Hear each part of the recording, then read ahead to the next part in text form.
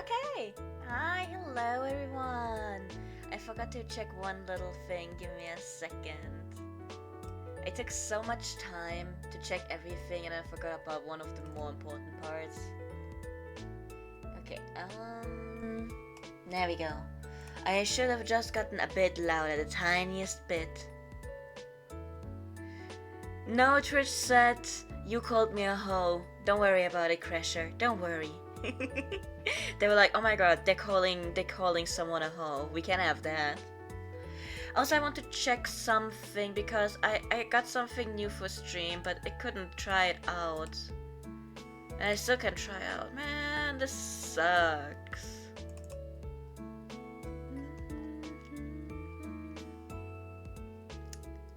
Okay. I don't know, man. I was looking up how to do closed captions for stream, but it didn't work off stream, so I was like, do I have to be actually streaming in live for it to work? Well, apparently that's not the issue either, so I am fully booked out. I do not know anymore. But yeah, how is everyone doing? How are you guys? So glad to see you here for our very first book club stream. We're going to be playing the Wayhaven Chronicles today, because that is what counts as a book. Don't worry about it. It's totally a book. So yeah, the automatic closed caption sucks. It does. I can't even say whether or not it does because I didn't get to use it. So, you know. Oh yeah, Momo knows the detective's name already. I hope you're all excited for what our dear detective is gonna be named. But yeah, how is everyone? You got off Ghost of Eden. Being a judge feels so good, but it also feels so bad at times. Oh, okay. No, it's okay. I understand. I didn't know that you get to judge in Ghost of Eden, but I guess it makes sense. I guess it's about like judging whether the ghosts deserve to go into Nirvana or if they have to stay in the hell equivalent? Question mark? Is that what the judging is? But yes. But also, hi Momo, I forgot to say hi, I think. Don't worry, everyone. But yes, I wanted to tell you something, but I forgot. It'll come to me probably at some point, right? Yeah. No, not the bus being late, no. I'm doing well, by the way, to answer the question from way earlier. I ate like reheated pizza today from yesterday, and I'm pretty sure I'm gonna get some tummy issues because of it, but it's okay. It's okay, I'm grown up, I will have to just survive it. But yeah. I already feel my tummy being like, that was a bad idea. My tummy is doing the hurdy hurt, but it's okay. I shall survive. I shall live on even. And yeah. Sort of, that is sort of what you do with the ghosts. Okay, I get it. But yes. Because today is going to be a very heavy reading stream, so a lot of my talking that's not yapping. I am aiming for another 3-hour stream. I will be ending on a new chapter though, so it might be shorter, it might be longer. But yeah, either of the two will happen. So yeah.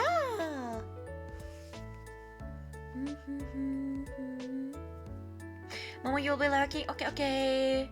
Don't worry about it, thank you for lurking. Also, it's not that the pizza is reheated that is giving me the tummy ache. It is the fact that it is a pizza and I'm actually allergic to tomatoes and I am lactose intolerant. So it's not a good mix of anything going on in that one. So yeah. So actually, it's the pizza is the problem, not the reheating. But also, I didn't want to make breakfast, so I was like, I still have pizza left over from like yesterday because I didn't finish mine. So, you know. I mean, it didn't have tomatoes, but it had like the tomato sauce, right? So, yeah. Yeah, it's very unfortunate. I just, you know. The sinful delight but being allergic. Yes, that is very much what's going on. The slow Kia mood, thank you, thank you. I appreciate it whenever I'm not the only one who is falling victim to, well, let's call them the sinful delights after Jeff has so nicely dubbed them that as already. Yes. It's very unfortunate. And the thing is, the ones who don't have tomato sauce as a base often have some like creamy sauce as a base, which also means I can't eat them without having tummy aches because like I'm gonna react to the cream just as badly and get tummy aches because like, you know, there's lactose in them usually. Cream is usually even worse than milk, to be honest, but yeah. Now for today, everyone, we are going to Romance A, which we are not going to see too much of the romance parts in the first game, but it's still gonna be fun. And we're going to play a people skill detective, because first of all, that is what I usually play, so I should have a good grasp on not failing stat dependent decisions, but if we do, that's that. But also, I think it would be funny to romance A with something like that, so you know. Oh, you're selling some with pesto? Oh, that actually sounds nice. It does. Maybe I should look for those, because like, where we get pizza, we don't usually have any options with pesto. But when we make pizza, I make them like, we make everything from scratch. I'm usually in charge of making the dough. Do you know the pressure of making yeast dough? Having the yeast bloom? Man, every single time they're like, yeah, you make the dough. I'm like, yeah, I will make the dough. And I'm sitting there like, speaking to my dough, being like, you're the best little dough, aren't you? I know you want to bloom so nicely for us, don't you? I am actually gaslighting my dough into blooming every single time, so that we can have an actual proper dough. So yeah. I mean, it's not too hard, it isn't, no, but like, okay, my doughs have never not bloomed. My yeast is always poofed. My babies are always at least double the size. Right? Like, I know how to do them, but I see so many people because like there's like cooking shows and everything, right? And sometimes I watch them and then they're like, oh my god, my yeast didn't bloom. Oh my god, I have to make the whole dough again. I'm saying like, what if this happens to me? What if this one thing that never happened to me happens to me? Especially what if it happens to me when I've run out of flour already? That's the worst part. Don't run out of flour, kids. Do not run out of flour. The dough can smell it. It can't. Even when I'm running out of flour, my dough still goes up, but like, you know. So yeah. You're lazy and use a bread maker for... That would be so nice, actually. Maybe I should steal the bread maker my mom has. She doesn't make bread that many times anyway, so... It should probably be fine, right? Ice cream is like that for you, Kresha, but minus the aching, replace it with going to the uni in 5 minutes. Oh no. Oh no. I just get really bad tummy aches, which is not surprising, because at least they're not that bad, to be honest. Like, compared to some other tummy aches I usually get, they are actually still doable and workable. They're just not nice. Oh shit! Yeah, sorry. Where's your bread, guys? Where did your bread go? Pow. There it is. There's your bread. I'm feeding you. Don't worry. That kind of situation will only happen if you have like a year-old container of yeasts. I mean, that's fair. That's fair. I've seen so many people crying about their yeast not going poof, so I'm sitting here like side-eyeing my yeast like, you're not gonna do that to me, right? You wouldn't, right? I've been thinking because you know how people make sourdough starters? I know my grandma had one for a while. She doesn't have it anymore because she's dead. So I'm not gonna just steal hers. But also she didn't have it anymore before, like way before that. But I sometimes I wanna make one, so just so we can make bread at home like whenever. But I'm also like, people keep killing their starters, so I'm also not sure. No, there's no breading going on here. No.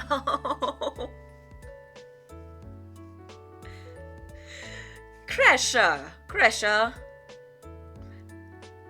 I'm gonna time you out if Twitch doesn't do it for me. What's this? What is this behavior? Can also happen if people mix yeast with salt. Oh, okay. Usually I feed it with just the tiniest bit of salt and a like teaspoon of sugar. Even if I make a dough that's not supposed to be sweet, there's still sugar going in there mostly, so yes.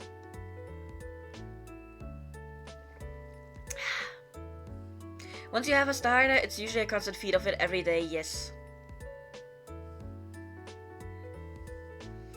I've seen people being like, okay, so some people make the starters with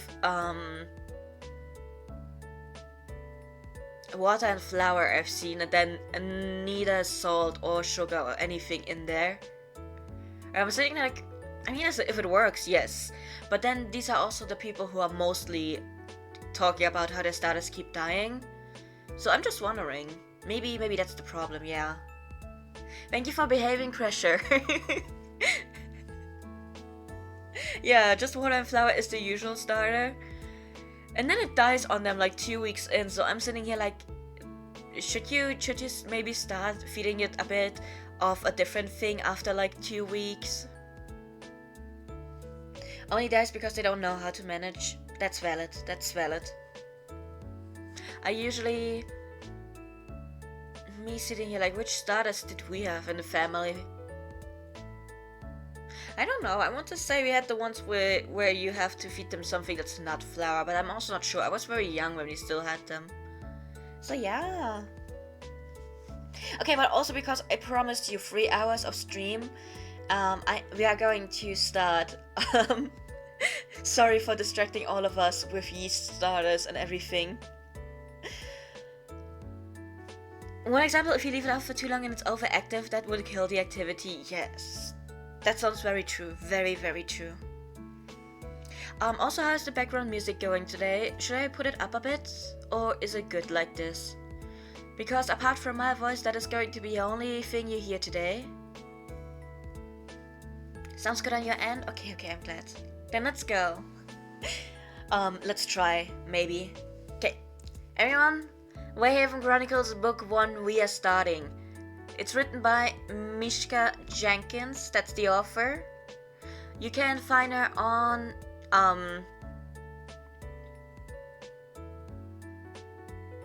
Tumblr. I blanked on that. I was like, not TikTok. It's not TikTok, it's the other T website. Also, all this yeast advice is coming from an actual baker at work. Yes, you would know how to not kill off the yeast, right? It could be lower slightly. Let's just put it slightly lower then. Or maybe it's my side that's the problem. Let me check. Okay, my volume is like at 80%, which is a good input for my mic, just because it resets itself, like it puts the input down all of the time, so 80 is kind of safe-ish, because it leaves me there for a bit before it goes down to like 40 or something. So yeah. Okay, everyone. Moonlight slices through the beakers on the top of the laboratory counter, 100 shafts of light bouncing off the pristine, polished surface. Precise lines of glass tubes held in stark white cartons are piled on the center island. Dr. Ethan Murphy enjoys the small space of his lab, one he has worked hard on making his own. He is grateful for the comfort and quiet it brings and is, at that moment, even more thankful for the size of the large counters. They fully hide his crouched, shuddering body as he hunches behind them, biting his lip to stop his shuddering breath giving away his position.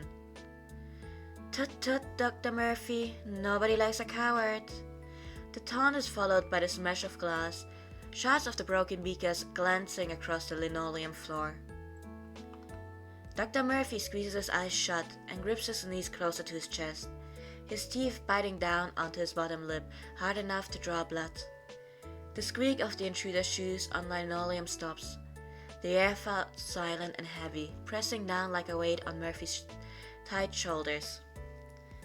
If you don't want me to find you, Dr. Murphy, you shouldn't make yourself so tempting. The voice echoes from nowhere, a hungered growl from the darkness. Murphy's eyes snap open as a warm drop of blood dribbles from his lip and soaks into his trousers. He wipes the blood from his lip and chokes back a sob. But it's too late. A hand lurches from the dark and snatches at Murphy, like claws around prey. Such an irresistible thing, don't you think? The man whispers, his face shadowed by but the glint in his eyes unmistakable. When his tongue laps over the smear of blood on Murphy's hand, the doctor retches and tries to crawl back, yelling as the hand grips his tighter. The crack of bone perforates the silence. Dear, dear, he tugs on Murphy's mangled hand, dragging him over the slick surface of the linoleum. I don't want to break you, doctor. Murphy is yanked up onto his feet. The intruder is the same height as he is, but appears 10 feet tall in the gloom. Shh! He places a firm finger on the doctor's lips to stop the trembling cries. Then he takes Murphy's hand in both of his, staring into his eyes with the intense, paralyzing gaze only a predator can achieve. Why don't you relax? The words reverberate like a haunting echo inside Murphy's head, bouncing from one side of his skull to the other until he sways with dizziness. A swath of calm seeps from his head down into his neck, following his spine and reaching right down to his toes, until he stumbles back from the suddenness of his muscles relaxing. Murphy smiles at the intruder and takes a deep breath. Much better, the intruder whispers, before plunging his teeth into Murphy's throat. Meanwhile, the next morning in Wayhaven. How did you like the introduction to this? Now, the crime scene is a wriggling mass of spectators. By the time I arrive, even this early in the morning, people line a small alleyway packed so tightly I can't believe they're able to breathe, let alone fight for space to see the end of the street. Revving the engine of my battered silver hatchback does little to gain anyone's attention, and I realize I can't park unless I move. Not wanting to be late to my very first case as Wayhaven's newly appointed detective, I beat my horn at them, park where I am, lean out of the window and order them to move, lean out of the window and ask them to move. That was quite an opening, right? Okay. Now for this is going to be, we're going to be playing a people skill detective. So it's lean and ask for you, Jeff? Okay. Are we having any other votes in here? Because this is going to depend, this is going to decide how I'm going to play the detective for the rest of the game. Yeah, we're going for a people skill one, but you can be the rudest shit and still have people skills. So yeah. So we have one vote for lean and ask. What is the next? Hey Blank, with making decisions. Would I know your answer, Momo? Would I? Park where you are for Crasher. Okay, Blake, we're talking about the decision that we're making for our detective. Because that decides how I'm going to be playing them for the rest of the game a bit. So basically, we can move our car through the messes, so it's like, do we beep our horn at them? Do we just park where we are and walk the rest of the way? Do we lean out of the window and order them to move? Or do we lean out of the window and ask them to move? Okay, Momo, your vote is also there. Also, hi Blank, how's it going? Yes, it's also on the screen. It is. I hope it's big enough. I put it as large as I can without overflowing the window that I have. So I hope it's readable in general. So yes. We have 1 vote for park where we are and 2 votes for lean and ask.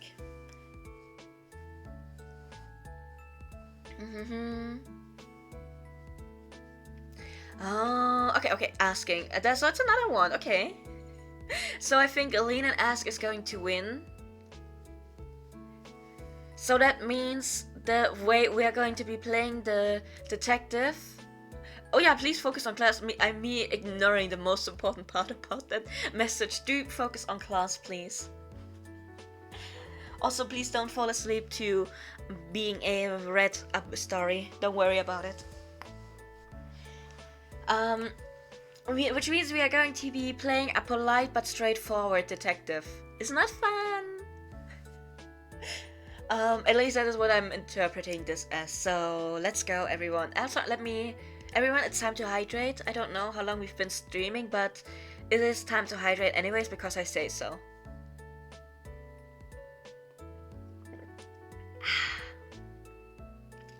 Okay. So we lean out of the window and ask them to move. It's a math class. That's somehow worse than any other class. Okay, let's go. I roll down the window of my car and balance an elbow against the door so I can lean out as far as possible. Hey guys, can you move yourselves please? I'm the detective here for this crime scene. My words don't inspire the quick motion that I hoped, but the buzzing crowd does reluctantly part. I drive further down the alleyway. Managing to park, I crank on the handbrake, trying to ignore the pain-crunching sound the car makes. Out of habit, I glance into the rearview mirror, quickly checking my appearance. I brush a hand over my... Me sitting here, do we have the option...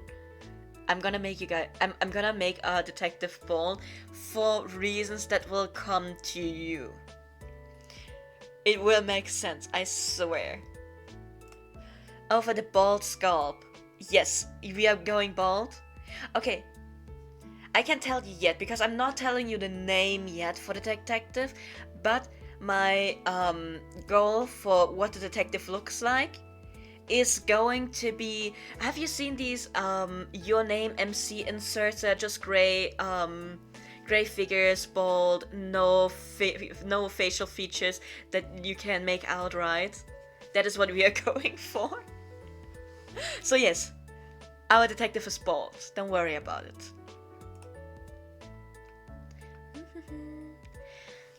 I brush a hand over my head.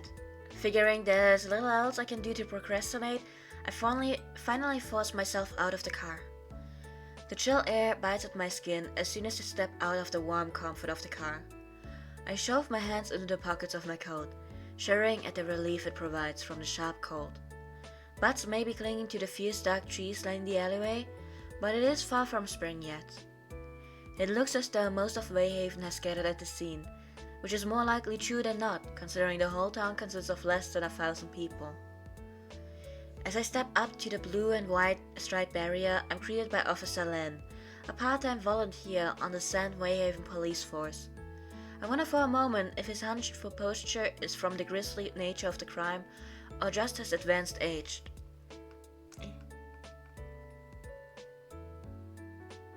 He looks up from his pad, and I can almost hear the creaking in his bones at the motion. I wait as he speaks to greet me, his voice croaking out from his thin lips, partly hidden by a scraggly grey beard that matches the color of his skin. Finally he says, "Credentials, please." You don't get a gender. It is going to be an envy detective, yes. No gender for us.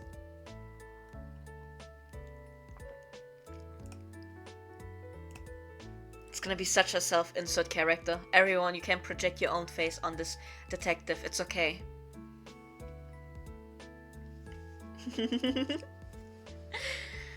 I let out a long sigh. Are you really going to do this, Len? You started working as a volunteer long after I joined the force. Sorry, but it's Major's orders, he replies. I'm hesitant to open my coat after just managing to get warm, but I pull one side open to yank out my badge and ID. I hand it over, Len not even glancing at it before handing it back. His eyesight may be bad, but even he cannot fail to recognize me. All good, detective, step on through. I take back my ID and dip under the barrier. Len is struggling to keep erased. As I move away from him, I glance down at my new ID. Detective, it's the first time I've been addressed that way by one of my colleagues. It's strange to hear my new title. It belonged to old detective really for so long that I'm not sure if it fits me quite yet. After all, the only training I've had was the rushed speech I received from the mayor, addressing my many merits and how to show my willingness to take over. The total of my detective experience probably amounts to that hour he spent lecturing me.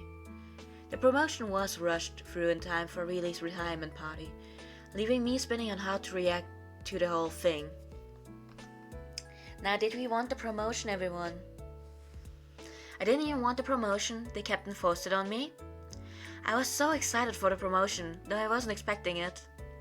I wasn't surprised by the promotion. I've worked hard to get it. Or I didn't really want it, but I wasn't going to turn it down when offered. That's usually what I go for. So yeah. What should we do? Did we want that promotion? Are we happy that we are no detective? Number 3, okay, we have a vote. For number 3, we have someone torn between 1 and 4. Okay.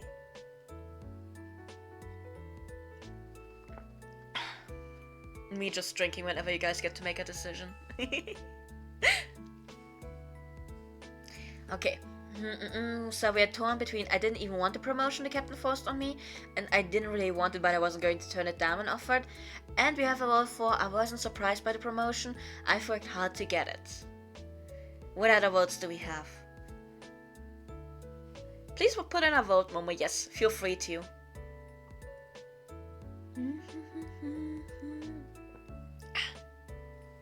Also, don't worry, once I know what kind of detective we are playing, we gotta vote for number 1. Okay. I will not have to bother you guys as much. Number 1, 2, okay. We have 2 votes for number 1. We have 1 vote for number 3, and we have Jeff who is torn between number 1 and 4. So it makes it like 2.5 votes for number 1, question mark? Is that accurate? Does anyone else want to vote? Oh my god, don't risk your life, Blank, please! Please don't risk your life! But I still appreciate your input, thank you. Moore just wants a certain dynamic because you know it's an A route. Honestly, it's valid. So I guess number 1 it is if we are not getting any other votes in. It's a calculated risk. Is Blank in calculus class? I'm gonna keep playing. I'm sorry. Oh yeah, speaking of bad puns, by the way, please make sure that as much fun as we have with the puns, please make sure to stay respectful when you go to other streamers. I'm sure you can do it, don't worry about it. Not the calculus class sitting with a calculator. I see how it is. Okay. Okay, let's go. I didn't even want the promotion. The captain forced it on me.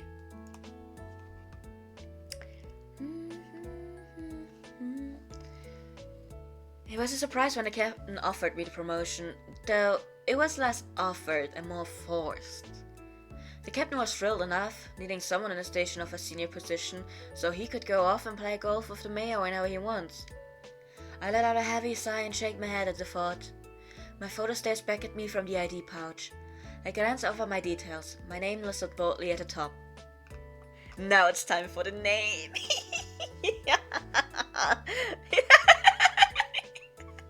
I'm sorry, I saw the way my model moved at that laugh.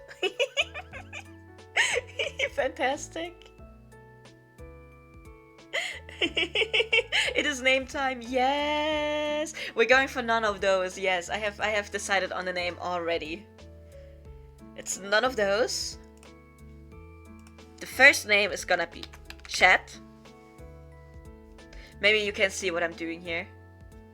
Yes. Next. Yes, that is. Your name is Chat. Is that right? It is. It is. Please put in a last name. None of those. It's the Chat Peeps. No ChatGPT. None over here. It's you guys. It's the Chat Peeps. Your surname is Peeps. Is that right? Next. Yes. You guys are in the game now. That is why we are having a bald detective with no gender. You guys are the detective in a way. Let's go.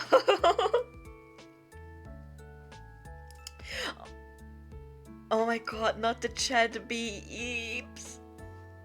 You take after me. I'm such a proud mother. Now that I'm a mother, should I do the same thing that my mom does? Should I? Should I? Me sitting here like, should I do that? Look straight at you guys. Now we're going to go somewhere for a visit. And I swear, if you don't behave, there's gonna be consequences. Now don't make mommy look bad, okay? You guys have to behave when I take you somewhere, yes? Or you're gonna be in trouble.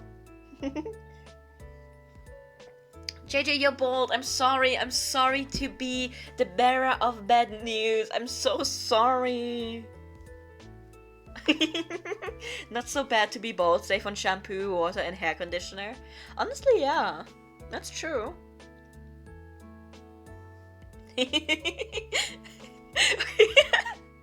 Sorry, JJ, that's... I'm not laughing at you. Don't worry about it. I just think it's very, very funny. Yes, I'm so sorry. You guys have to be bald because you're the faceless, featureless self-insert. If I could give you gray skin in-game, I would do that. But I fear they might mistake you for something else if I did that. So yeah.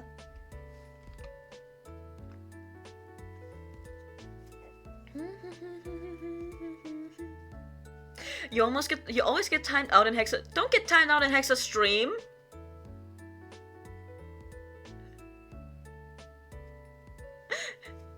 You don't no, you need to regret it. Don't get timed out in Hexa stream.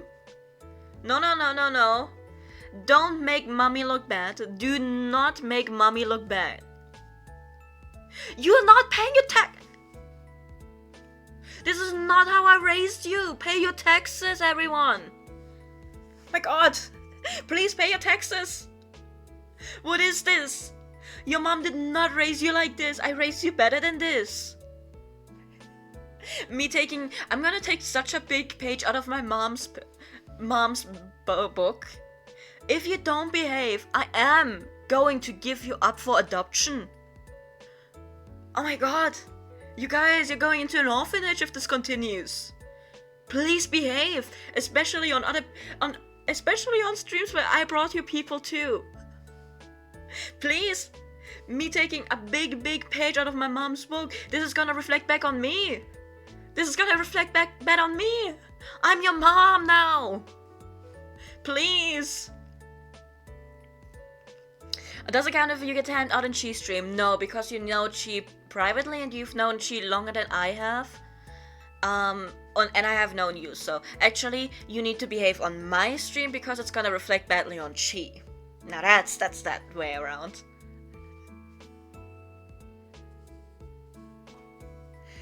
Jeff is good in yearbooks because no matter the punch, Jeff is a responsible person. Yes, I've seen how much of the Live 2D model Jeff has been financing. You're poor if...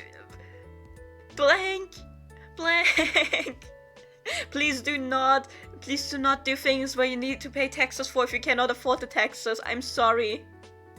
So JJ, the taxes are on Hexa stream. There is a tax for puns. That is paid via channel redeem points. It's like 600, I think, is it? 666, I think, per pun. Because of reasons, there's also like a thing where you can do it via coffee if you do not want to use the channel redeem points. So yeah. You send Chi cursed things. Now see, what you do with Chi in your free time has nothing to do with me, but like, if you're on someone else's stream, especially if it's someone where I know that I have brought you over there, please behave. Do not make mommy sad. Okay? Mommy is gonna give all of you up for adoption and put you into an orphanage if mommy has to. You need to know, this... This is taking the biggest pages out of my mom's thing, because that made me behave, kind of. I'm gonna take your pet and give it to someone else. Don't worry about it. I will. Mommy, I've done this to myself. Okay, Omna?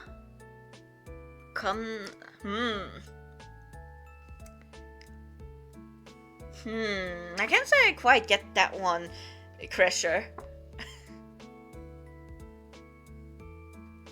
If you pay on Ko-fi too, you get a whole stream free reign, or within reason. Okay, I see.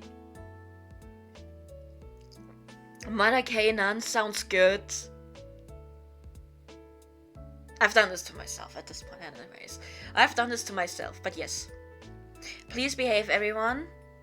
Oh, mommy is gonna be very, very disappointed. Yes, I am just gonna stick with this now because apparently it's working. Oh, you messed up the pun the first time. Don't worry. Okay. I was sitting here like, am I not getting something very, very obvious? But it's okay. Now let's move on and never talk about that again. Question mark. I am going to bring this out again once I disapprove. This is the cards I have been dealt in my life, so it is the cards that I'm dealing to you guys. When you misbehave, I'm gonna take out the Mother Kanan cards. It's okay. Now then, let's continue, everyone. It's time for your self-inserts. I decided to adopt a disappointed approach, yes. Yes. It's the only approach I know. Finally here then, Detective Peeps. I glance up at the sound of the familiar voice, a smile already on my face. Officer Tina Poname strides towards me, my old partner grinning at me as she nears. Not much of a surprise, they're all gathered here, she says, gesturing to the crowd behind us. I look over my shoulder at the bustle of people, sunlight glinting off the phones held ready to take whatever pictures they can. This is probably the biggest thing that's happened for years, I reply with a shrug. She nods in response, brushing back a few brown curls that bob in front of her hazel eyes. I can't help but notice none of the fancy-dancy silver spoons have bothered to show up. Her nose is wrinkled as she speaks, the freckles splatter over her rosy cheeks becoming more pronounced with the expression. Don't suppose they care what happens to us normal folk, as long as no one touches their mansions. But anyway, how's the first day of your promotion going?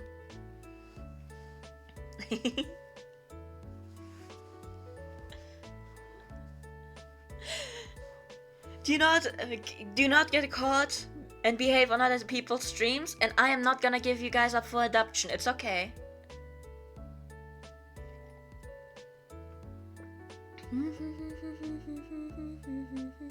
Jeff picks number 3. Okay, we're playing this. Okay, don't worry about it. And we have a 4 pick. Okay, we have depends on how gruesome the murder is as number 1. I was hoping it would be quieter as number 2. I wish my career didn't start with a death, number 3. I'm pleased to be able to put my mind to something as number 4.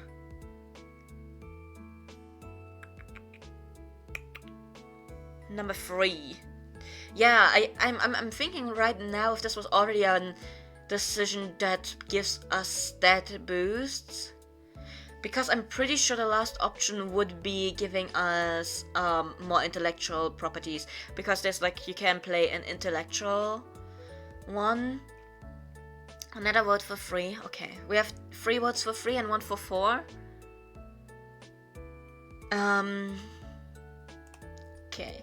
I don't know if this is a stat related question yet. But I think you should be okay with that answer if it is. Because it feels people skill-ish.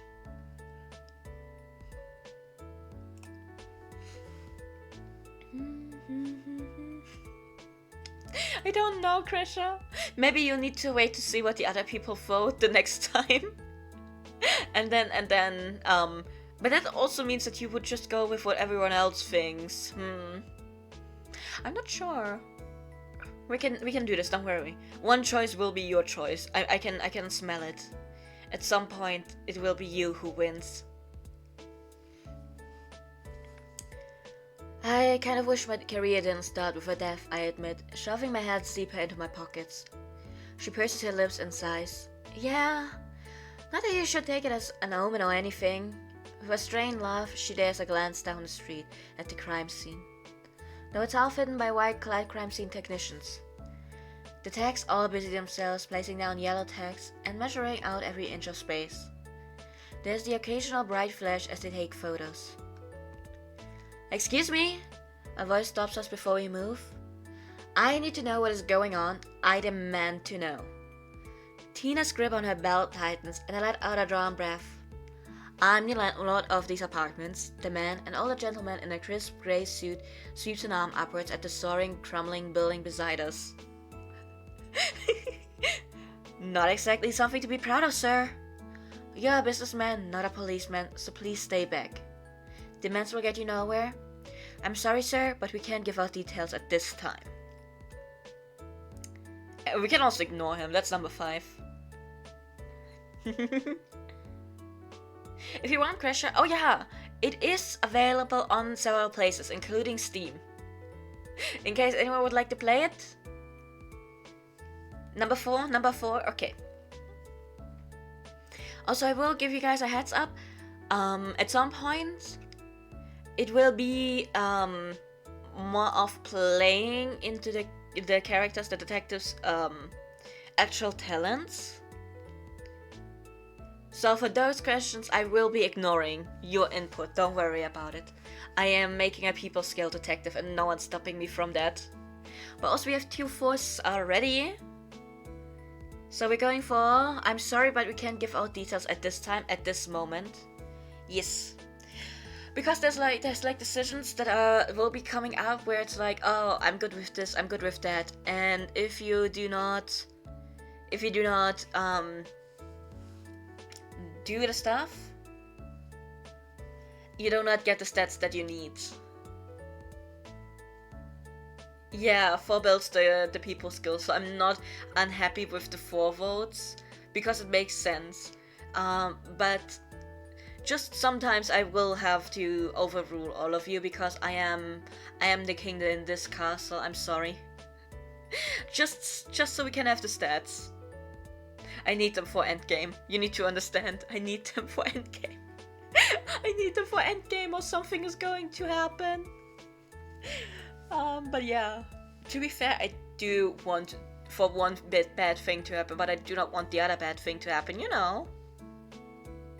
So yeah, we also have a number 5 vote, which is just ignoring him. Cane press. You know what? That one's actually that one's actually almost really good, so I will let it slide. It's pretty good. The thing happening is kinda good for book 2 angst-wise. I know, right? I want one of the bad things to happen, just not the other one. You know, but it's okay, it's okay. Maybe I'll fuck up anyways. Okay, I'm sorry, but we can't give out the details at this time. Also goes along with the kind of detective we want to play, because we want to play a polite but very straightforward one, which that is that.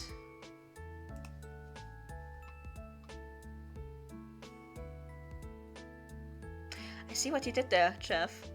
I see what you did there. Also, hi Eclipse, how's it going? Also, I'm thinking right now about the college that I went to, actually. And I'm thinking, can I make a pun out of that? And I was like, wait, no, I shouldn't dox myself like that. Me sitting here like, should I make a pun out of the college I actually went to? I'm like, maybe not. Maybe that's not my best idea.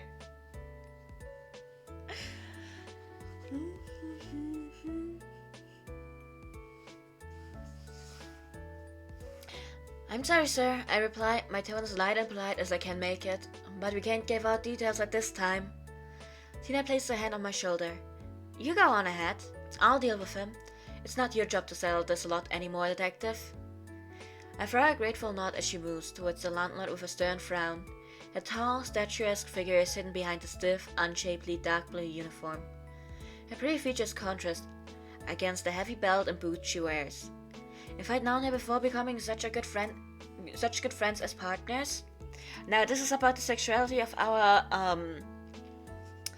detective, and also decides on the genders of the other ones.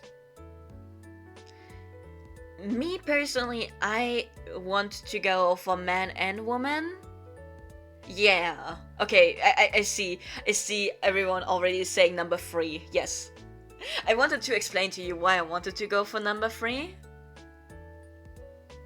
But, you know,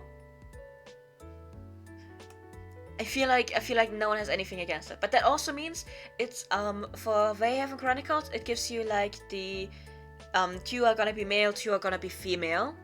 So I don't know, because we are non-binary right now, in which direction it's gonna go. Like, I don't know who's gonna be male and who's gonna be female. I just know that A and N are gonna be the same gender, and M and F are gonna be the same gender as well. So that's that. So no matter what gender A is, we're gonna go for it. You could tell, but you won't spoil. It's so fair. The thing is, I know there's like a thingy behind it, like code behind it. You know.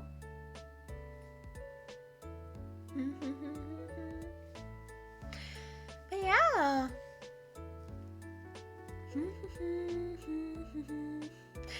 Buys just straight up with an extra buff. Loud incorrect buzzer noise. That's not quite true. Maybe instead of a fandom Friday, we're gonna have a Friday talking all about the LGBTQ and going through all of the terms.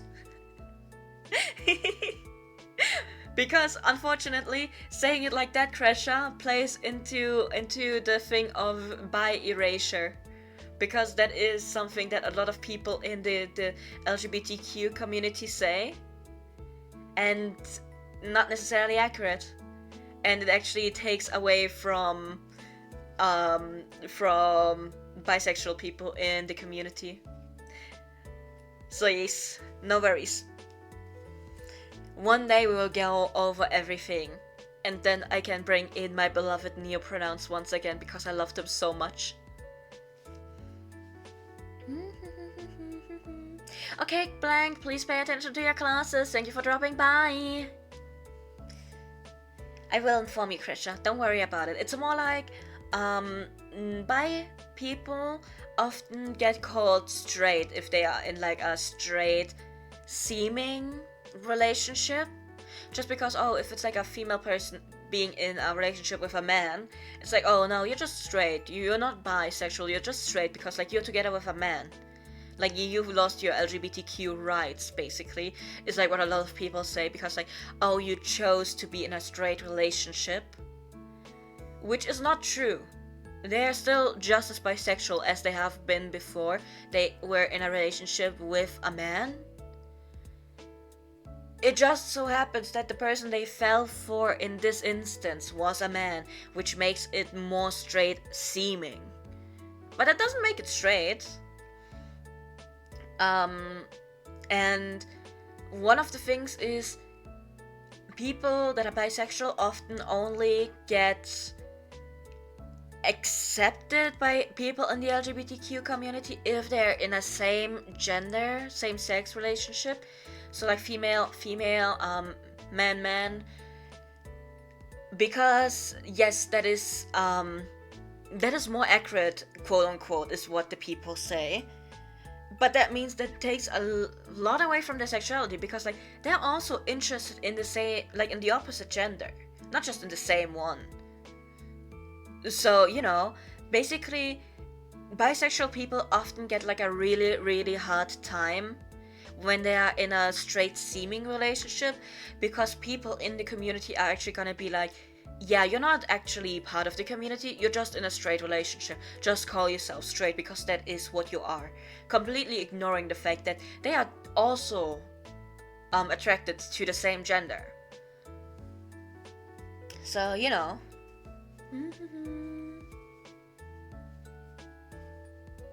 If the talks do happen, you know, it's gonna be a smorgasbord of terms. It is going to be, yes. But yeah, Z's. I just had to point that out. No bi ratio over here. Now then we go. I might have made a move. I'm attracted to men and women. No, don't worry, Krisha, don't worry. It's better to be wrong and learn from it than to be wrong, keep it to yourself, and never learn. Don't worry about it.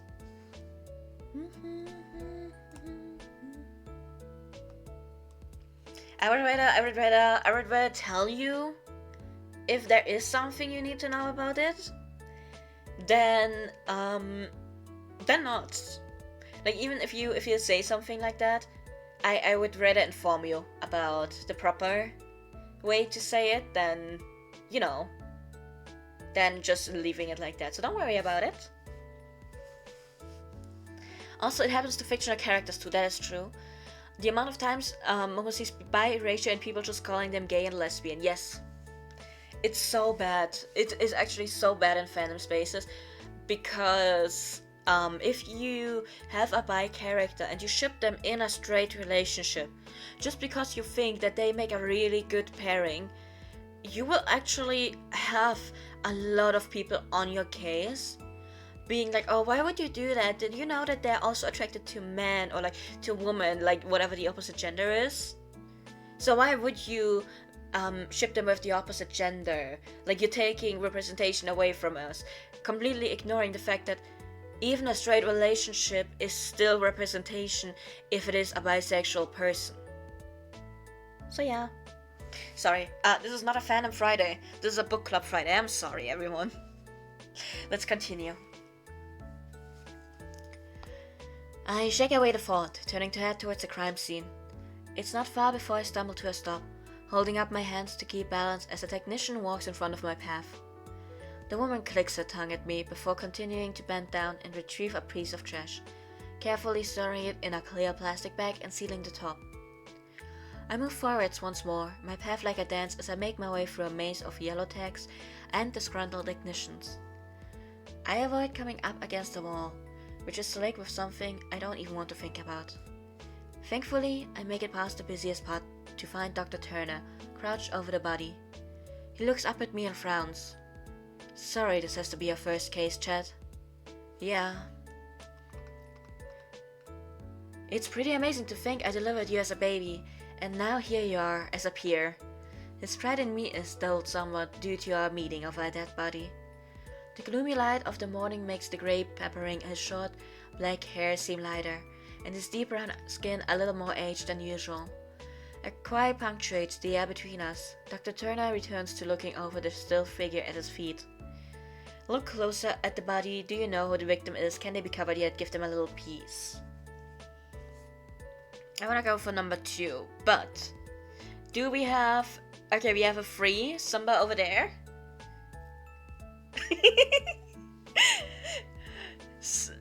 Sorry, but hearing sorry this has to be a first case chat is kinda giggle-worthy. It is. It's gonna be so funny for the rest of the game. We have a number 3 vote, so you know what? That's actually also good. Yes, yes, yes. Ooh, do we have any other opinions, or are we gonna go with number 3? Because this is not a decision yet where I have to override what you guys do want to go for.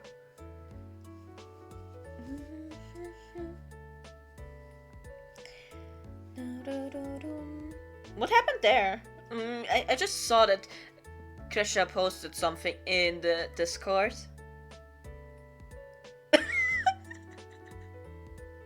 Oh no! I saw what you named the files. I saw what you named the files, Crasher. Okay, we have two votes, okay. So we are going for number 2 then, I guess. So Crasher might have made yandere pics of my of my model. It's okay, don't worry about it. They're convincing too, actually. They are convincing. I can't believe this. Wait, wasn't there? Okay, wait. You might see something for a second. Because I have to figure out... Actually, let me just make myself invisible for a second, you guys. You don't see me, don't worry about it. Bam bam bam. I'm making something, I'm doing something.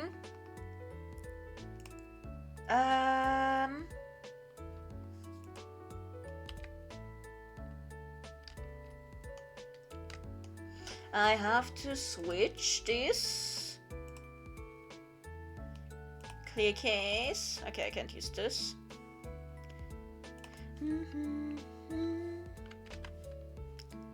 Done.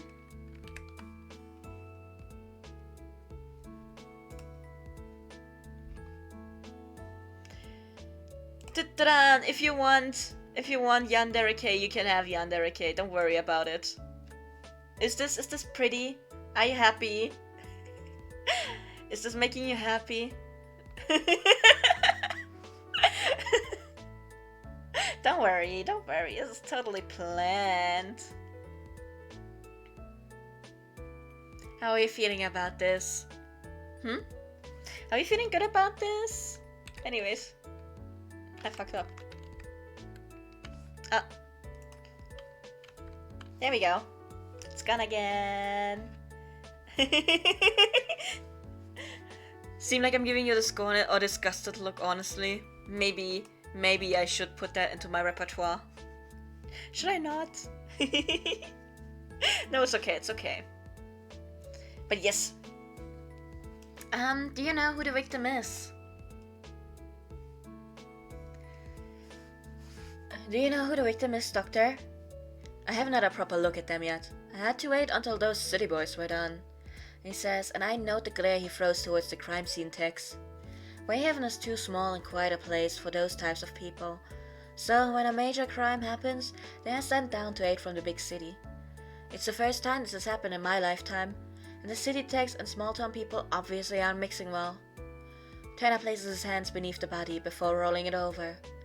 I wince a little at the dull thud that sounds as it topples over completely, a reaction noted by the keen, if aging doctor. I don't recognize the woman spread on the trash-lined street before me, her blonde hair matted and her freckled pale skin marred with bruises. Neither, it seems, does the doctor. You don't know her? I ask. Nope, he replies. I don't think she can be from Wayhaven. I see to pretty much everyone's health here, and I have never seen her before. I give a nod of understanding and look back at the lifeless woman. Turn away from her, clench my jaw and hold my gaze, continue looking without issue. Oh my god. Me, I vote for number 1. I do not think, is this? I don't think this is a stat-related question right now, question mark? I could be wrong though. But personally, I want to go for number 1, so we might do that.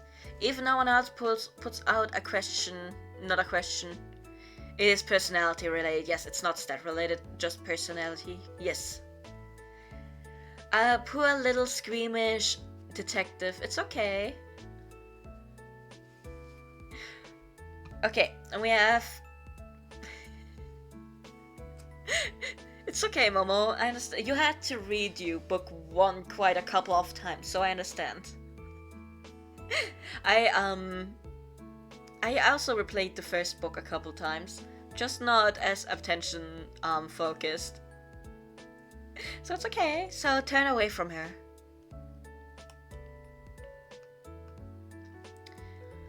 I turn away from the woman, my mind whirling with the thought of what she must have suffered. Not easy seeing your first body, is it? Dr. Turner says quietly, his wrinkled face creased deeper in sympathy. I just can't believe there's been a murder, here, in Wayhaven. My words come out in a confused mumble. I know what you mean. The last time there was violence in this town was back in my grandfather's day, he says, shaking his head. His thin framed glasses wriggle down his nose. He pushes them back up and shrugs. Can you give me the time of death? I ask.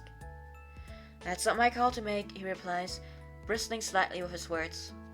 That's your man's job back at the lab. He doesn't bother to hold back the disdain in his voice, obviously not pleased at having to give responsibility to another city boy. I'm only here to make sure the body is really dead.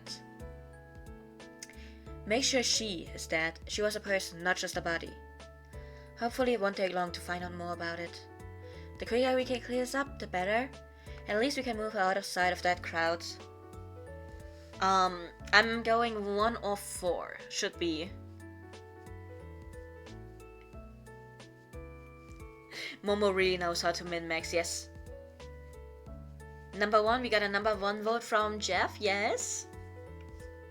Personally, I'm for number 1 or number 4, so that means it's like 2 votes for number 1 already, right? Question mark. Another vote for number 1. Another vote for number 1. Okay, number 1 it is, I guess. Make sure she is dead. She was a person, not just a body. Make sure she is dead, I correct him. He frowns in confusion. Pardon? She was a person, not just a body. Turner nods and gives a warm smile of apology. Of course, you're right. He turns to face the text behind him.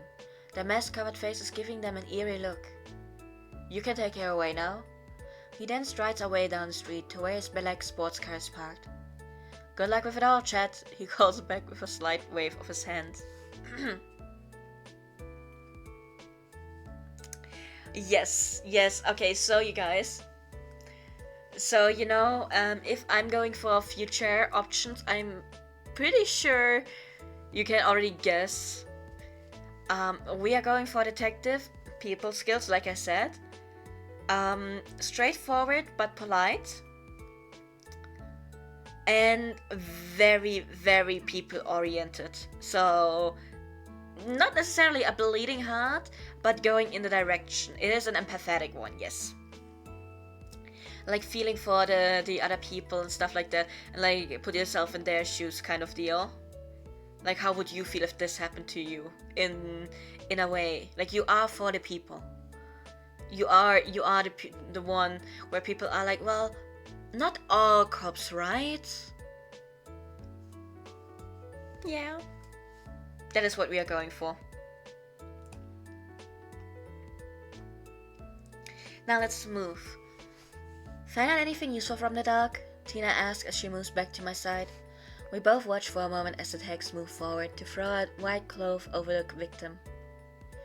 We'll know more when Verda takes a look at her, I reply. Are you okay getting statements from the witnesses? Sure, she replies. I've already started on it. I give a nod of appreciation. Take Douglas from the station if you need help. I'd have better luck getting help from a parrot than from that boy, she scoffs. She moves away, her iPad flipped open in preparation. With the crowds, the technicians, and the sheer amount of rubbish still littering the alleyways, I'm not sure how much more I can get from the crime scene. I begin to head out of the street and back towards my car.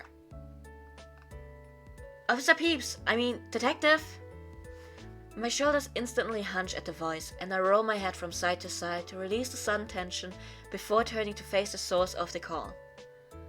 Bobby Marks, I say. Why am I not surprised to find you here? Bobby, being the only journalist in a small town, leaps on any kind of gossip he can. Whether it be true or not, this is probably the closest to real news he's ever had. Bobby also happens to have a reputation as a giant pain in the ass. Still, as far as my relationship with him goes, we're gonna be exes. Where is it? Unfortunately, he also happens to be my ex.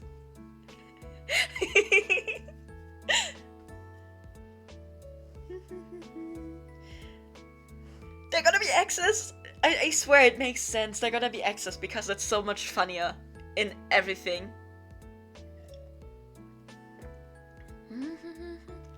If A and N had both tied the vote, there would have been no deathmatch. That is true, there would have been no deathmatch. Not yet, at least. It would have happened later on. Okay. I swear, having him as the ex is the most important choice. Don't worry about it. Unfortunately, he also happens to be my ex. I thank myself daily for getting out when I did. The man would do anything he can to get ahead, including stealing all of my essays in college and using them as his own, while we were dating. As if the bribes to find out extra information from some of our volunteers aren't enough, Bobby also likes to wiggle his way into people's personal lives and report it to everyone in town. But the past is the past and I have no issue with him now. It's hard to be around him, but I won't let him see that. Do we go for 2? It's gonna be the Bobby route for this run, yes, because as much as I love Douglas, the Bobby route with A is just gonna be better. We also have a vote for number 4, which is I want to give him the pleasure of even thinking about him anymore. I appreciate you too, because I usually go for number 3. The grudge I hold for him will never leave. I just really, really am on bad terms with Bobby usually. Also because it's funny. It becomes especially more funny later on in later books. Don't worry about it, it makes sense. So we have a vote for number 2, we have a vote for number 4. Does anyone want another vote? Momo, do you want to be the tiebreaker?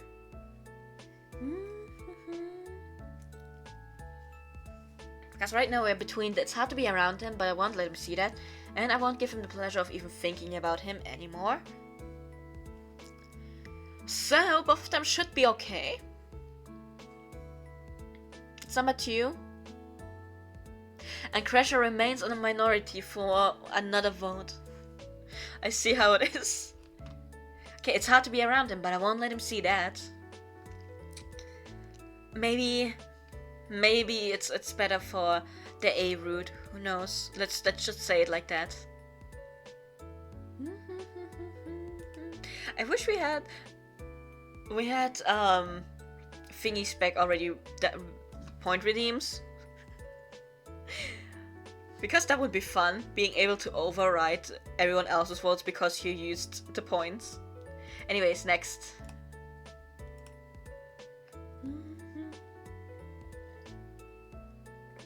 Everyone, please make sure that you stay hydrated. Drink something if you have something, if you please. Now, it's hard to be around Bobby, but I won't ever let him see that. The few times we've bumped into each other, I try to just ignore him completely before the memories resurface. He grins at me as he approaches, his phone held out like a microphone. What's happened here? Can you tell me? No, I can't, I reply curtly, pushing the phone back as he thrusts it closer. Nothing at all? Nope, nothing at all, I repeat, dipping beneath the barrier and heading for the sanctuary of my car. Not even for an old friend? I shudder at the way he says old friend, once again reminded of my error in judgment in college when we dated.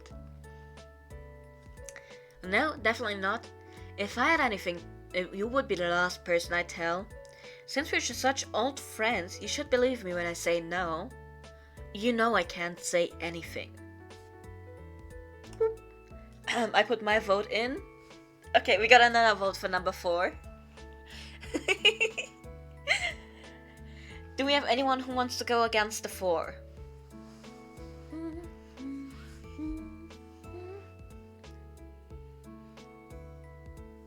I just think that I can't say anything goes very much along with what we have already established for our detectives. So yeah, another 4. Okay.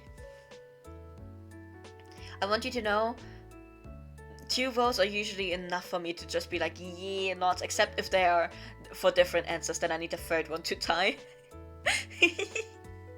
Okay, I can't say anything. There we go. I can't say anything, I answer, trying to keep a calmness about me. I apparently don't manage it, judging from the triumphant smile he throws me. Obviously pleased at getting under my skin once more. Come on now, Chad, Bobby cues. You wound me with such a cold reply. Goodbye, Bobby, I say with finality, marching the last few paces to my car. I yank open the door and sink into the silent solace of the front seat. Bobby continues to shout muffled pleas through the window, so I turn on the radio and strap on my seatbelt. I rev the engine, loud enough to be sure no one doubts my resolve to run them over if they don't move. The sea of spectators quickly parts as I reverse out of the alley.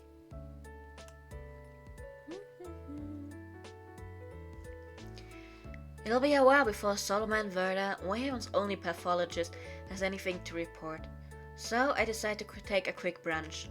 I drive the car around to the swanky, modern side of town. The red brick factories that make up every foundation and building in Wayhaven have all been given a coat of fresh white or classy grey paint in this area. Tidy shop fronts line the streets, each with a scripted, scrolling shop name running across the top of the door.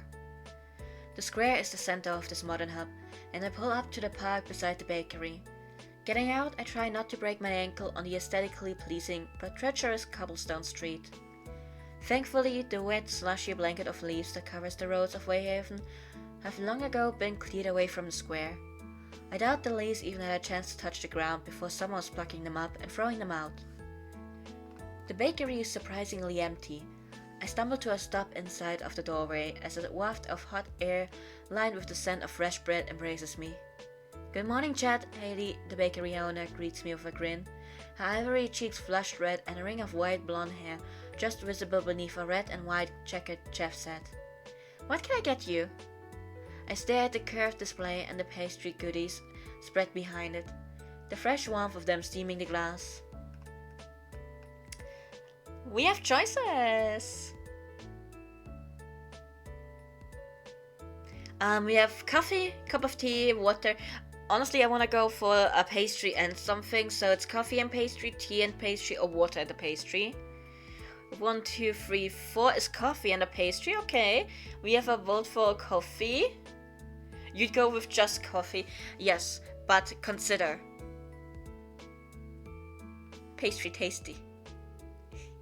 I'm sorry. I was thinking about making a point, but then I was like, maybe my point is just pastry tasty. We have another number 4 vote. Okay, so we're going with coffee and a pastry, which means that Jeff is not left out either, because coffee is included.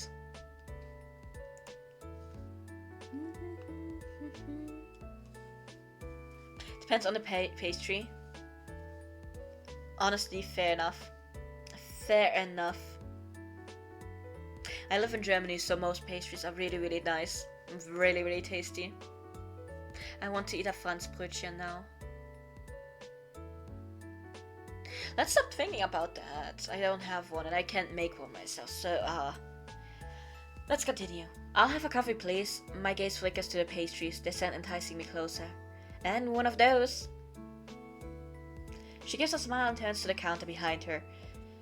The bitter smell of coffee beans mixing with the pastries, making my stomach rumble. After a moment, she turns back and places down the paper cup and bag on the counter. On the house. Are you sure? She nods. I heard you're gonna need it. What with that murder and all? She grimaces and wipes her hands on her apron. Yeah, I guess word gets around quick. That shouldn't surprise you, she says, chuckling. It's worse than when we were in school. I nod in agreement. There's a saying in Wayhaven that if you don't know what's going on, you just have to ask the person next to you. Insular is an understatement. At least I know it's you out there protecting us, she says with a genuine smile. I give a slow nod. I joined the police force because, now this is something where you don't get to decide. I want to help people and make them feel safe is what we're going for. That is what we're going for. There's no decision for you guys to make. I'm sorry.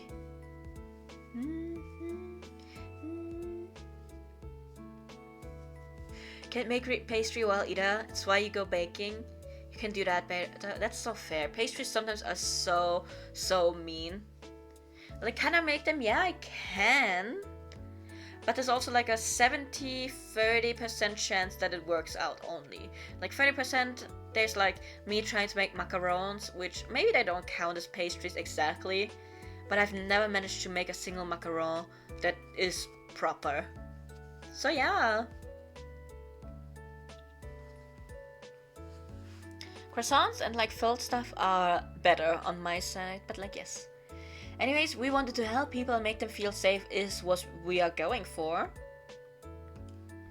Next.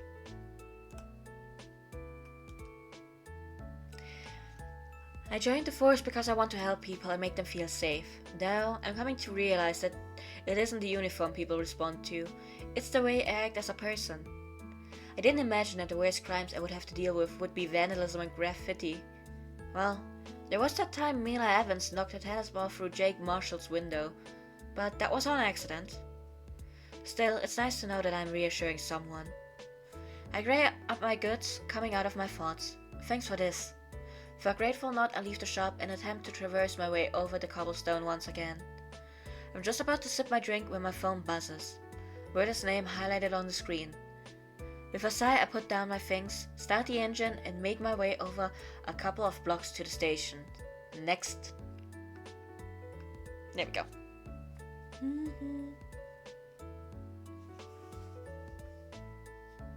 It's all in the mirroring for the macarons, yeah. And I fuck it up every time somehow. I follow the recipe to a T and still manage to somehow mess up the macarons. Like they don't taste bad or anything.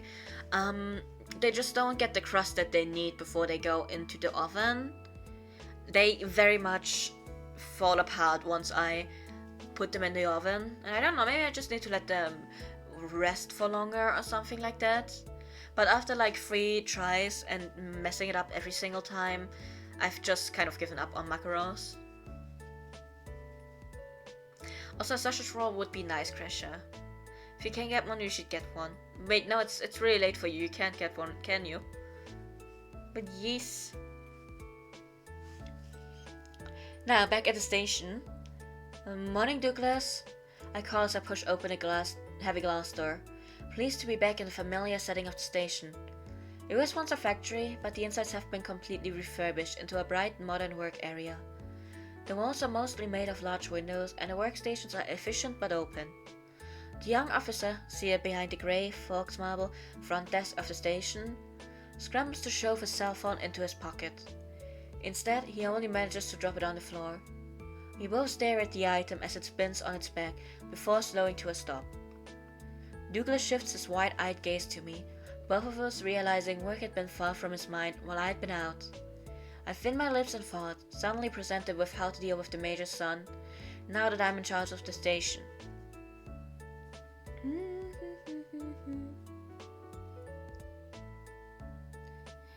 We do get to make a decision. I think this is more of how we play by the rules or don't. Give me a second though to read. And don't worry about it, Jeff. I just I just keep answering in between slides when I have to let you guys make decisions anyway, so it's okay. sounds like a mixing issue. Did you see if the marine holds when you lift up the whisk? Now that's the only thing I know how to do. That's the only thing I properly know how to do every single time. They do be stiff every time. That's my favorite part. Because, okay, I make biscuit dough. Biscuit, like for biscuit, kinda cakes. I also make like the egg whites, having them be like stiff. Whisk stiff, there we go, that's what it's called. So that's actually my favorite part. Also for the biscuit one, I had one recipe that made me do it, and after that I just started doing it for all of the recipes. Like even if I got in school, like if they gave me a different recipe in school, I was like, hey, can I do it like this, or do I have to listen to this recipe, or like can I just make the one that I learned by heart actually? And usually they let me do it. But yes, also, we can take the phone away or we can leave it.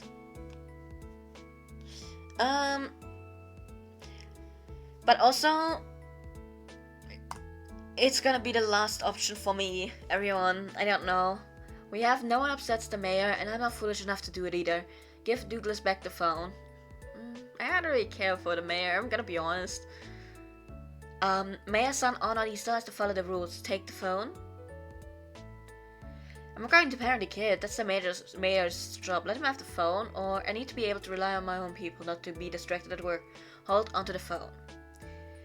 Now see, because we're going with the Bobby route for this one, for the funsies, it's like just more of how we want to be with listening to, like, do we want to be like rule following or something like that, you know? Jeff, you'd probably go with option 1, you're too chicken. Oh no. I understand though. If anyone else has another thing to throw in, please do. But yes. Because if we are playing the Douglas, oh, it's Douglas, not Douglas. I forgot that it's Douglas in English and not Douglas. Douglas route. We could have him actually be better at his job. But right now it's just, you know, it's not that important to me. So it's mostly just, I am pretty sure for the rule following stats. So yeah. Crusher stumped. Is that so? Yes.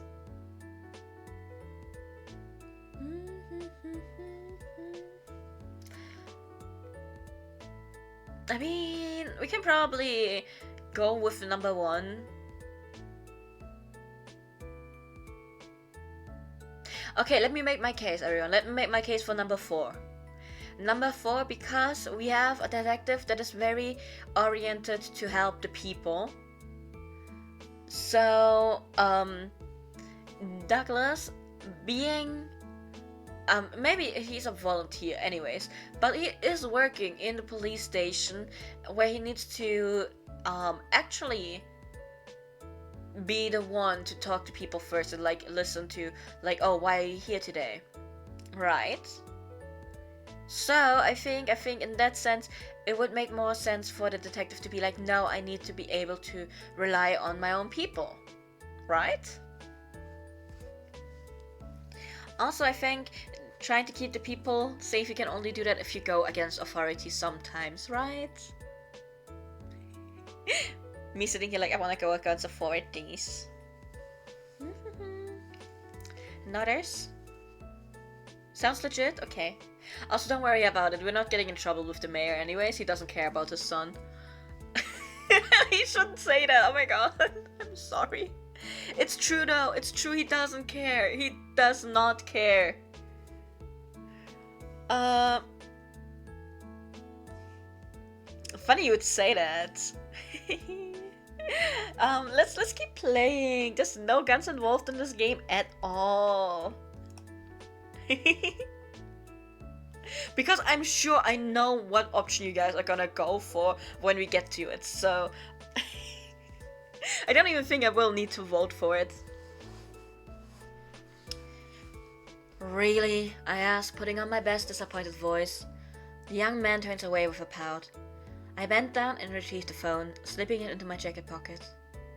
I need to be able to know you have the station covered while I'm out, Douglas.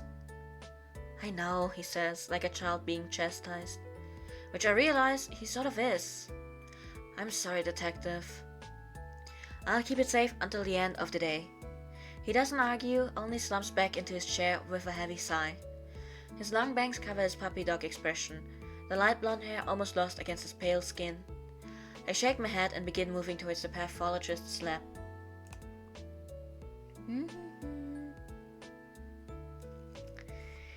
As I push open the doors to the staircase that leads down to the basement lab, I wonder if how I dealt with Douglas was the right move. The all-powerful Mayor Friedman doesn't like any insult to his name, so Douglas must be a real disappointment. Still, Douglas is kind enough, just young and not great at actually remembering to focus on his work. I shake the thought away as the chill of the basement sinks into my skin. My gaze flashes over the "No food or drink" sign, nailed to the wall just a few feet from the lab, and I grip my drink.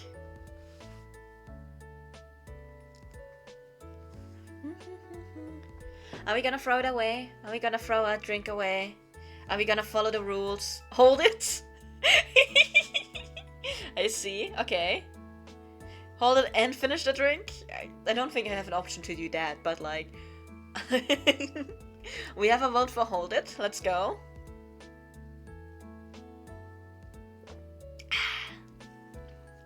If you continue like this detective is going to be a bit... I make my own rules. I make my own rules as long as it benefits the people. And also my coffee addiction. So yeah, anyone against it? If not, we're gonna go with hold it.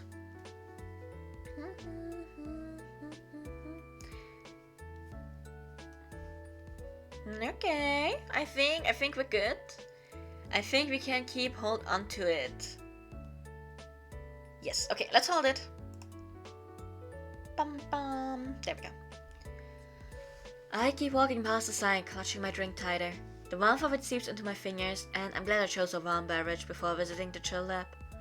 The pastry crumbs don't exactly look professional though, so I brush them away quickly before moving on. I bump the heavy door open with one hip, pacing into the clean room behind. White-tiled walls shine all around. The shimmering silver machines dotted about the edges of the room are not very welcoming. I don't know how you work down here, I say, spying Werder sitting at his metal desk to one corner. The slender, short man isn't even wearing gloves, just a suit and a simple white medical coat. He turns and gives a grin, the expression making his dark brown eyes shimmer even in the dull electric light. This is the first time I've really had to work, he says, running a hand over his styled brunette hair that he always has highlighted, the color complementing his light brown skin. Mostly, I just deal with the overflow of natural deaths Dr. Turner can't manage. He stands from his chair and moves closer, his gaze shifting to the drink in my hands. You know you're not supposed to have that in here. I arch a brow, my own focus moving to the steaming mug of coffee on his desk. And neither are you. He smiles, the expression bright and full of cheer. I snap out of my thoughts, our attention back on the white sheet on the table. The woman's head and shoulders are the only things visible. You haven't started the autopsy yet? He shakes his head. No, but he purses his lips, a shadow of a goatee framing them. I found something you might need. He spins around, lifting an evidence bag off the nearby counter. Inside is a cell phone. They couldn't find this on her at the scene, I say, taking the bag and looking over it. It was in her boot. We both stare down at the woman, her skin now a grey-white, her lips so pale they seem to have sunken back and disappeared. We really need to find her identity so we can inform her family. We really need to find her identity so I can find the killer. I hope the rest of the people in Wayhaven are safe. If I can solve this, my career will be off to a good start. Now you guys get to pick between 1 and 3. Beloved top? That's one way to say it. No, I see what happened there. Don't worry, Momo. We have 2 picks for 1, okay. We keep our drink happy, yes! Okay. I guess we're going for number 1 then. We really need to find her identity so we can inform her family. I think me sitting here like I think in the second book is where I have to be a bit stricter with what we decide on. Especially because, you know, I know for one of the ends we need that, so yeah. Okay, Jeff, have a good dinner. Thank you, thank you. The family is the biggest priority out of the peeps in Wayhaven. At least right now. That is true, that is true. I'm not gonna spoil anything though. So yes, let's go. We really need to find her identity.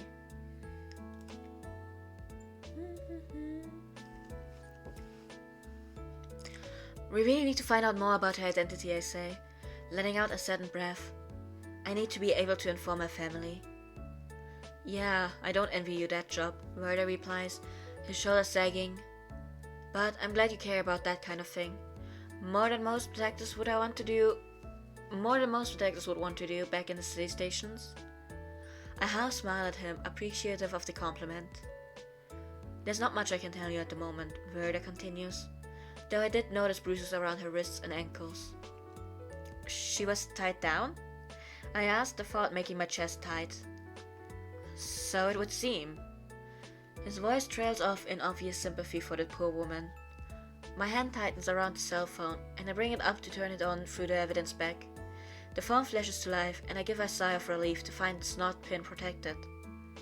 Flicking through the call log, there are the usual names: home, work, but then only a very few other numbers. The texts are pretty standard too, though. Again, very few of them. She obviously didn't get out much, Werder says as he glances over the phone too. Now, do we want to be more people-y?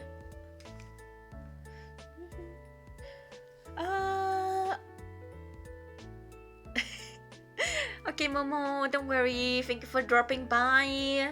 If we get to them, please give them all a bit of sympathy each. They all deserve it, especially F, of course. Of course, I will. Of course, yes.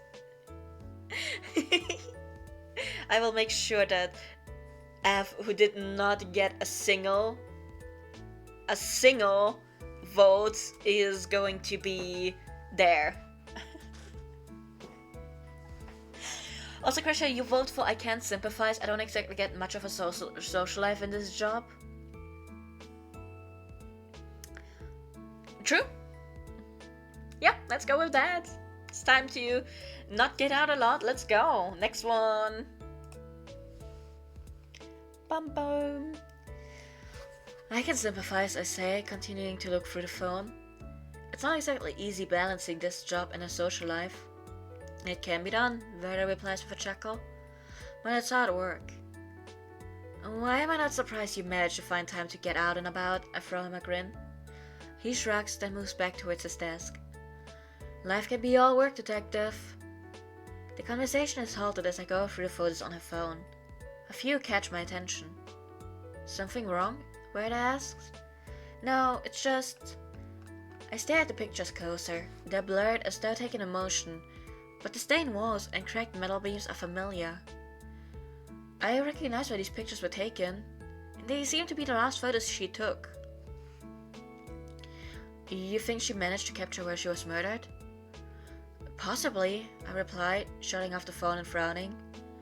It looks like it's from the old Ferris warehouse at the edge of town. Tina and I had quite a few patrols up there. It's falling to pieces, but the teenagers still insist on risking their necks by going in it. Ah, to be youthful once more, Vera says, to which I can't help but laugh. Will you go over to the warehouse now? I will, after I've done some paperwork, I reply, moving to the doorway and glancing back at him. Alone?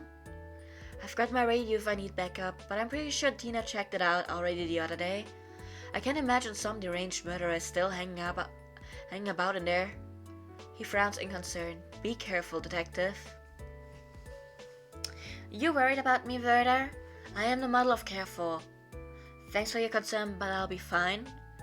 It's time It's my job to do these things, safe or not.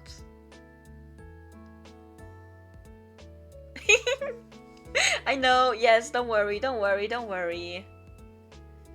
I know what I want to do, don't worry about it.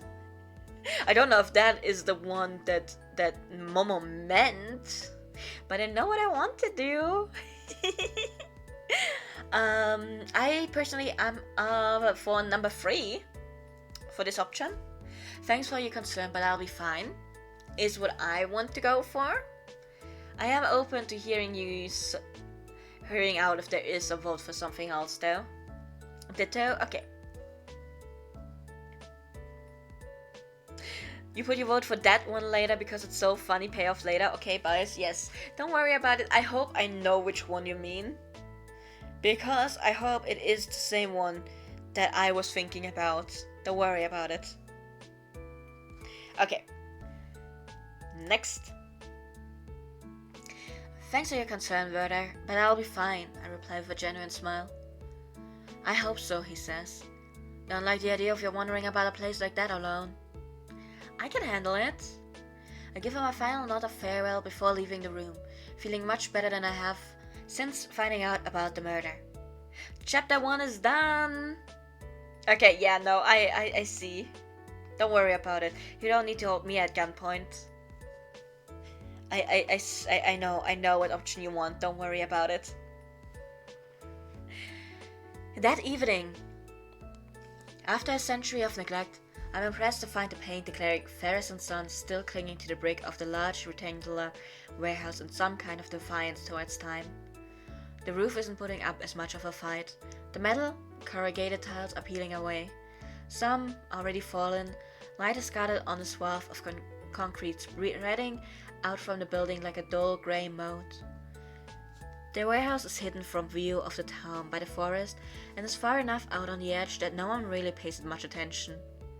Out of sight, out of mind is a motto that suits Wayhaven quite well in general.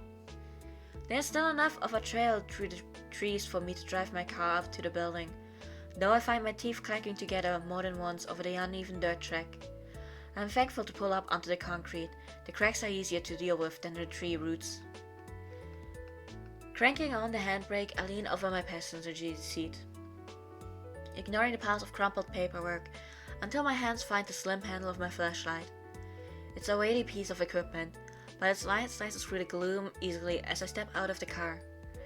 I glance over the shadowed scene of the abandoned warehouse, the moon beginning to rise behind it. The silence from the surrounding trees only makes the squeak of the metal doors echo louder. I can't help my mind running to who or what I might find inside, and whether it might be dangerous. Now this decision you guys can't make. This is a stat-related decision, so don't worry about it. Combat isn't my specialty. I'm much better at talking people down, because we need those people skills. I can't have a people skill detective if I don't have people skills, okay?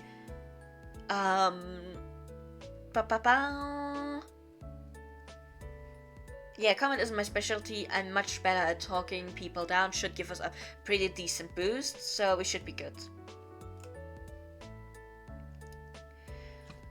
I can mostly handle myself, but getting into a fight wouldn't be to my advantage. I'd much rather talk to the people to get them to calm down, although I'm not sure a murderer is going to listen. The whole uncertainty of the situation makes me anxious. My hand travels to the gun and paper spray on my belt, though the gesture doesn't help to settle my nerves as much as I'd hoped.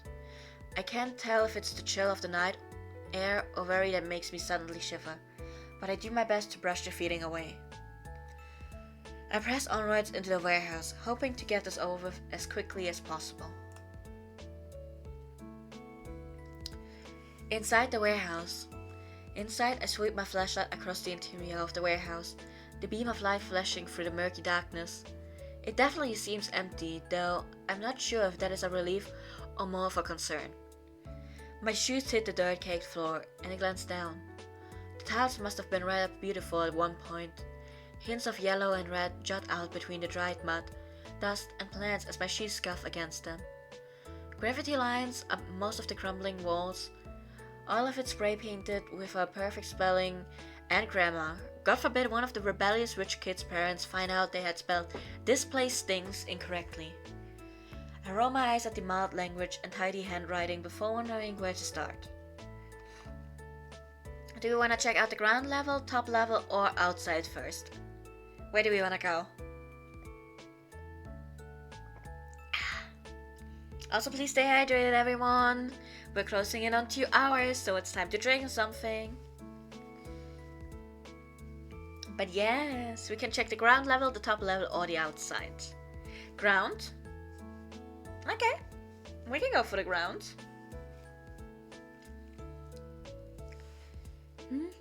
Untrim and stretch. Oh yeah, let's do that as well. Let's go, everyone. It's time to stretch and untrim if you can. Do not sit like me. Do not be like me.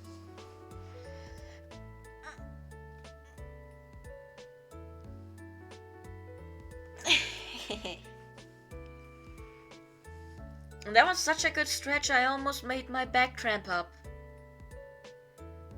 That's bad. Don't worry about it.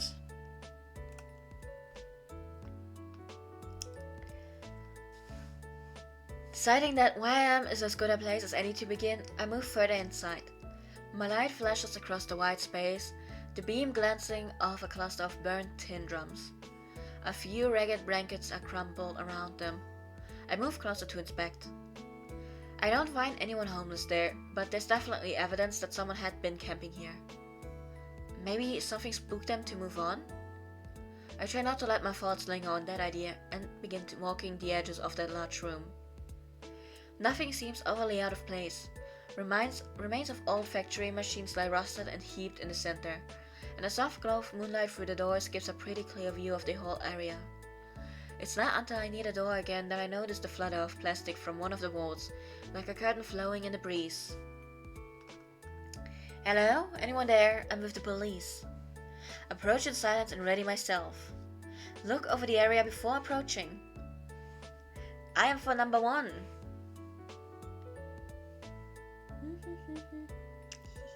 I'm for number 1. Which one should we go for, everyone? What do we think?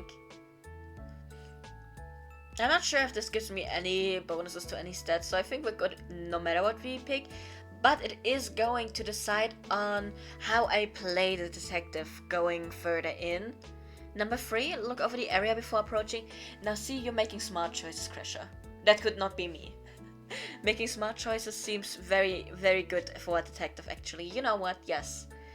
We have number 3 locked in. Let's see if anyone else is gonna scream an objection. If not, we're gonna go with number 3. Yeah. Okay, don't worry about it.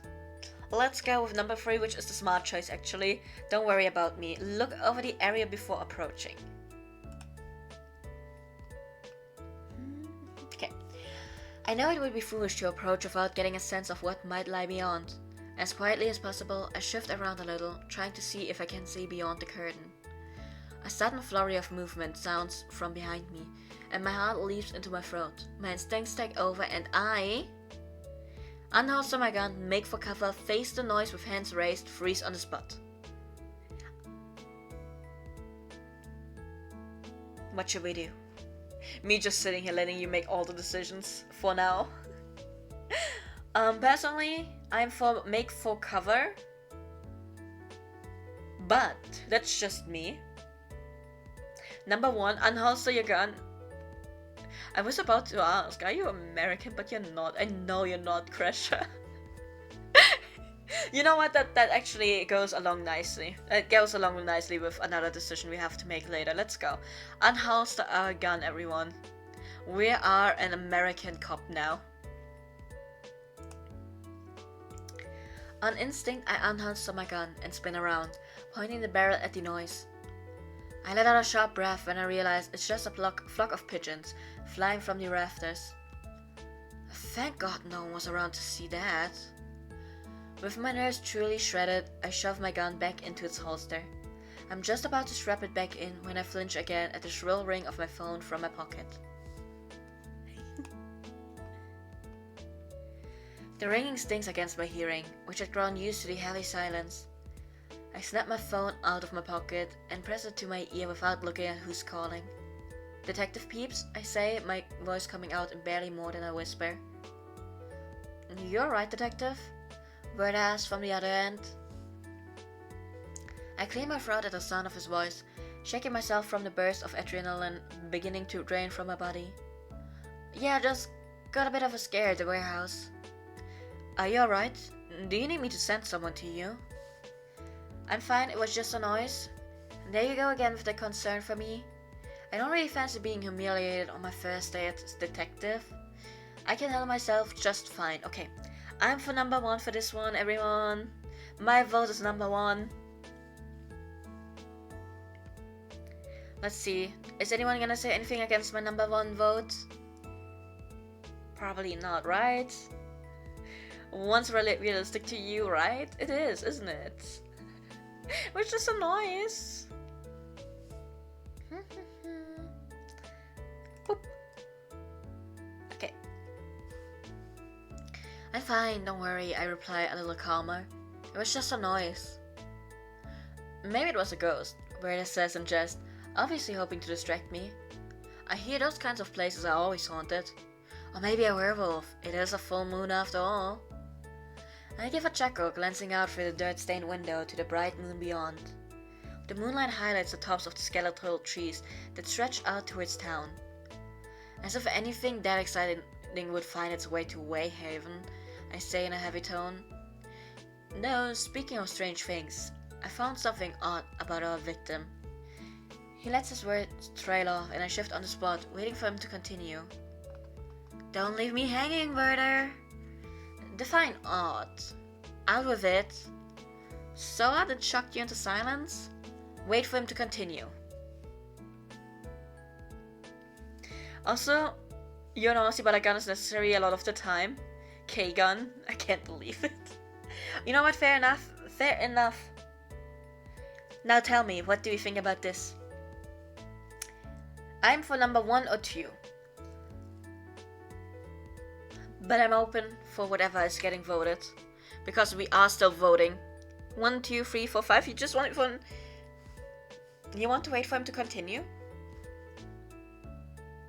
I mean, we can do that. We can.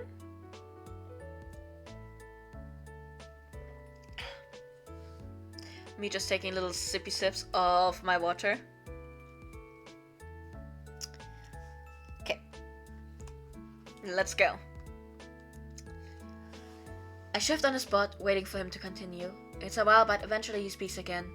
It's her blood. There's the sound of shuffling papers down the phone. It's not hers. I frowned deeply, wondering if I heard him correctly. What? The blood in her body isn't hers. In fact, it's not even fully human. Animal blood? I offer as a guess. I'm not sure, he says, followed by a heavy sigh. It resembles human blood, but it's definitely not all hers. The best way I can think of to describe it so far is that a parasitic virus has mutated the blood cells in a major way. As I continue to talk, I decide to start making my way out of the warehouse. The echo of my voice around the empty room is a bit distracting. I don't understand. Is it contagious? Like a disease? And I was hoping for a nice, normal murder. I need more than that. Unknowns aren't helpful. Number 1 or 2, please. Please pick between number 1 and 2, everyone. The other ones are out of the question for you. Also, welcome back, Blank. How you doing? Did you finish your class? How did it go? Number 2. Okay, we have a number 2 one. Let's see. It is between number 1 and 2. Because the others do not go along with what we have established for the detective's personality at this point. So yeah, we kinda got her. You know how it is.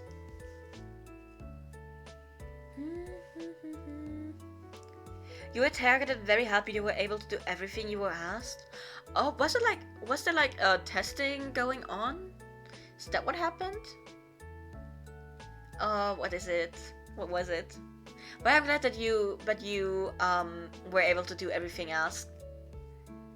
Just for you, yes. Oh, okay, I see. Good work. Very good work. Also, you came back to a very good scene in the book, actually. So yeah, is it contagious, like a disease? Let's continue. Is it contagious, I ask, a bit of worry in my tone. Like a disease? No, not that I can tell so far, he says. I won't know anything for certain until I get the results of the tests, but I'll make sure to send them off to the hospital first thing tomorrow. For all the modern appliances the station has, coincidentally donated by the mayor after his son decided to join the force, there isn't enough room for the big machines. Any testing has to be done at the local hospital. Alright, I'll see you tomorrow then. Yeah, see you then, he says. I hit the end call button and shove the phone back in my pocket, drawing the metal door to head outside, only for someone to come barreling into me from behind, sending me flying through the door. I collide heavily with the concrete and let out a loud hiss as pain jolts through my chest and arms. My flashlight skids across the concrete, the beam blinding me as it comes to rest a few feet away, shining brightly in my eyes. Forcing myself onto my hands and knees, I glance up, my body stiffening to see a shadowed figure looming over me in the moonlight. Reach for my gun. Tell them to stay where they are, try to get to the car, ask who they are and what they want. I fear I know your answers. You already grabbed for the gun once, so I feel like we're gonna be grabbing for our gun again, aren't we?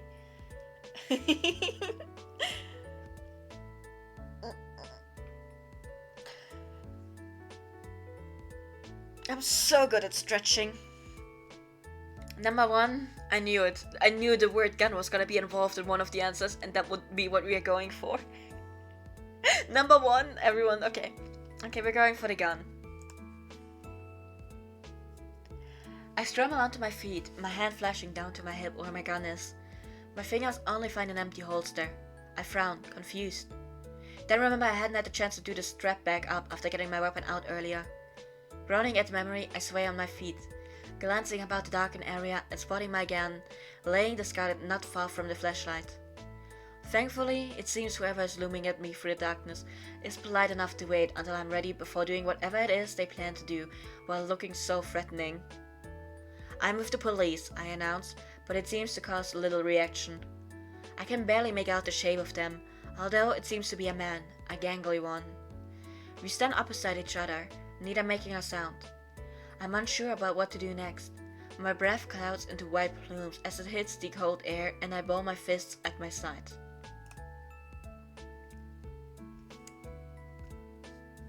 I think you should come with me. My words are cut short as, out of the darkness, another figure appears and slams into the side of the man I was just looking at. The two of them crash to one side, rolling behind my car.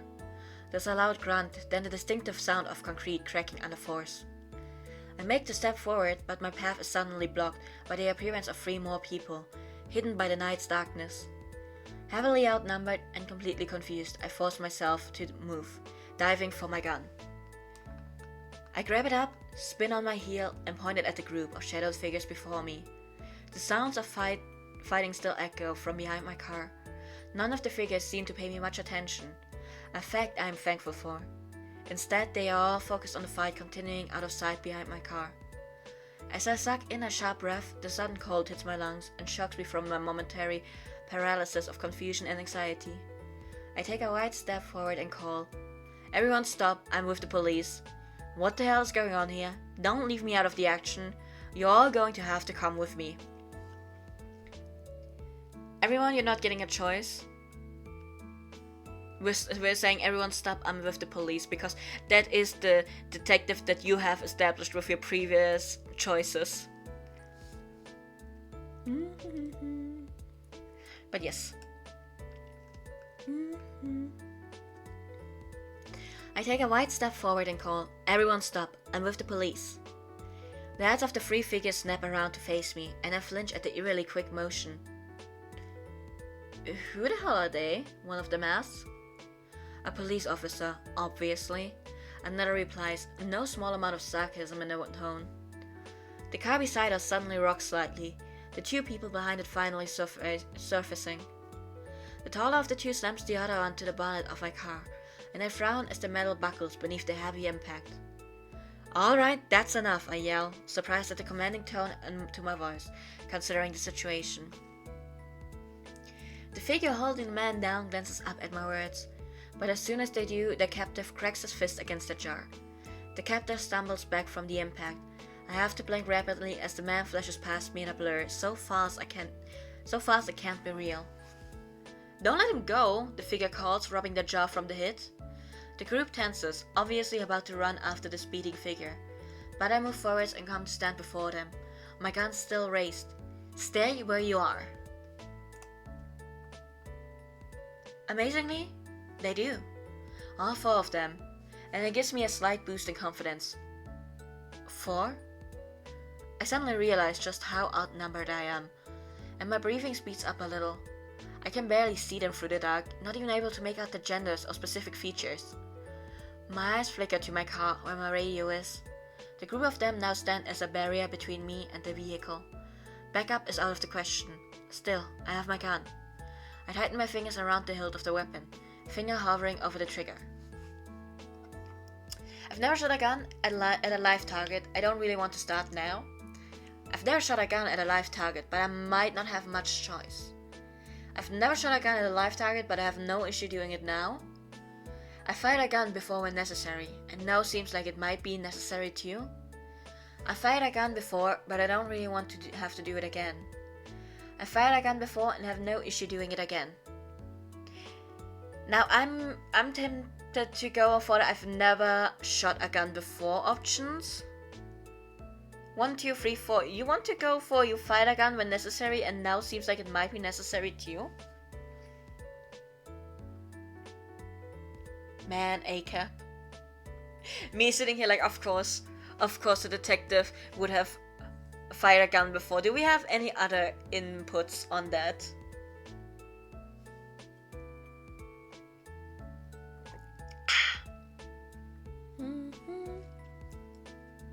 Another 4?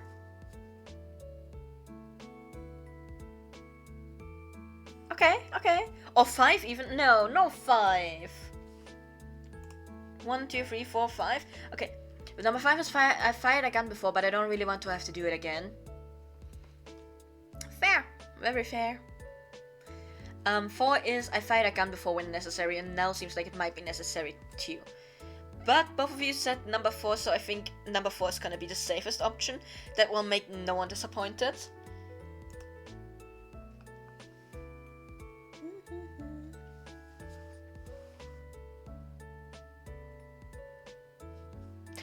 Yeah, you two are really going for the mindset of shoot now, ask questions later. You truly are. There are times when it's been necessary to pull the trigger, and I realize now might be one of those times too. My hold tightens on the grip, and I straighten myself on the spot. One of the shadow figures shuffles a step closer. Look, whoever you are, don't come any closer, I warn. Oh, what? Another ask from the darkness. The question coming out in a half taunt. I swing my gun around to face the speaker, though I can barely make them out in the gloom. I frown deeply. I will shoot, I call, my voice unwavering. My steady stance and confident grip on the gun cannot give any indication otherwise. There's a heavy silence, broken only by my heavy breathing, and a slight breeze that rattles through the surrounding trees. They're bluffing, one of them suddenly says. I say, knock them out and let's go. There's a quick shift of movement from the corner of my eye as one of them steps closer. I turn to them with a sharp breath and shoot. Me sitting here like, I know you guys want to go for that option, right? Also, we already have a vault for that option. That is what Momo told me the vault would be for. Let's go. Let's shoot him. Is anyone against shooting them? Does anyone want to pepper spray them? Would you rather pepper spray them? Question mark. Don't forget to exhale as well, Crasher. Every inhale has to be followed by holding your breath for a couple seconds and exhaling, or else it will not be a breathing exercise. I'm not hearing anyone say no, don't shoot the mystery figures, so I think we can shoot them, right?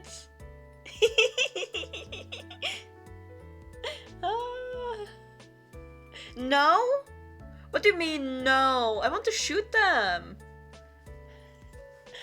I've primed you perfectly to be able to shoot. You have gotten your gun out at every single step of the way. And now you want to tell me that you don't want to shoot the creepy masked person? Shoot the person? Yeah, let's shoot the person. We also already have a vote for shooting. We also have my vote for shooting. Oh, we do not get to decide on two things. We cannot be demanding and then shooting. It's like either or. Also, we already want them that will shoot if they're not staying where they are, so we should be good with shooting them. We're not a responsible detective. A responsible detective would not do that. Look at Crasher. Crasher is not responsible at all. Look at that gun emote. Also sorry for kind of railing you into that decision, but it's the funniest thing as a payout later on. So we kinda gotta. There's reasons. Whenever I push you into a decision, believe me that there is a reason for it. Okay, next then, we shoot! The crack of the gun is like lightning as it pierces through the quiet. I grit my teeth as the recoil sends a spasm pulsing up my arm and into my shoulder. My body is still battered from my fall earlier, though I managed to keep my balance. And amazingly, so does the person I shot. For a moment I wonder if I hit them at all, but they suddenly give a small grunt and grab their right shoulder. They should have been on the floor after being shot at such close range. Shit, they actually shot you!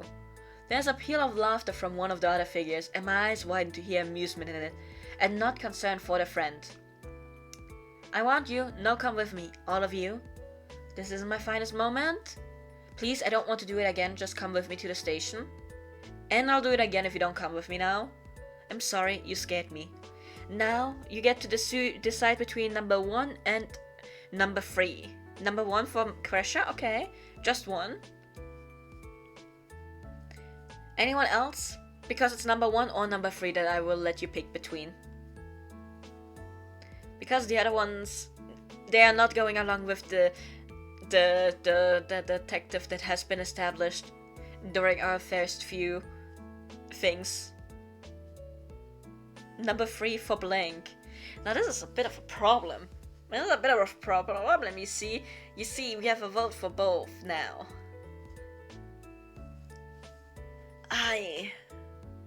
Okay, who can agree to go with the other's opinion? Let's just say it like this. Wait, no, I'm flipping a coin. Never mind, I'm flipping a coin. Give me a second. And when I say coin, I actually mean a dice. A two-sided dice. Which means if I get number 1 on the dice, we are going with number 1. If we get number 2 on the dice, we're going with number 3, okay? Now I'm about to roll the dice, and it is number 2. We're going with option 3. Okay, let's go. I should keep the app open because I feel like that might happen more often. So please, I don't want to do it again, is the one. Please, I don't want to do it again, I call, raising the gun with slight difficulty, a knot of guilt tightening in my stomach. I just need you to come to the station. Do feel free to do it again, the one who is laughing says, amusement still staining their words. Shut up, the wounded one growls through the darkness. The conversation makes me swallow hard, and I try to plant my feet firmer on the ground to steady myself. Bang!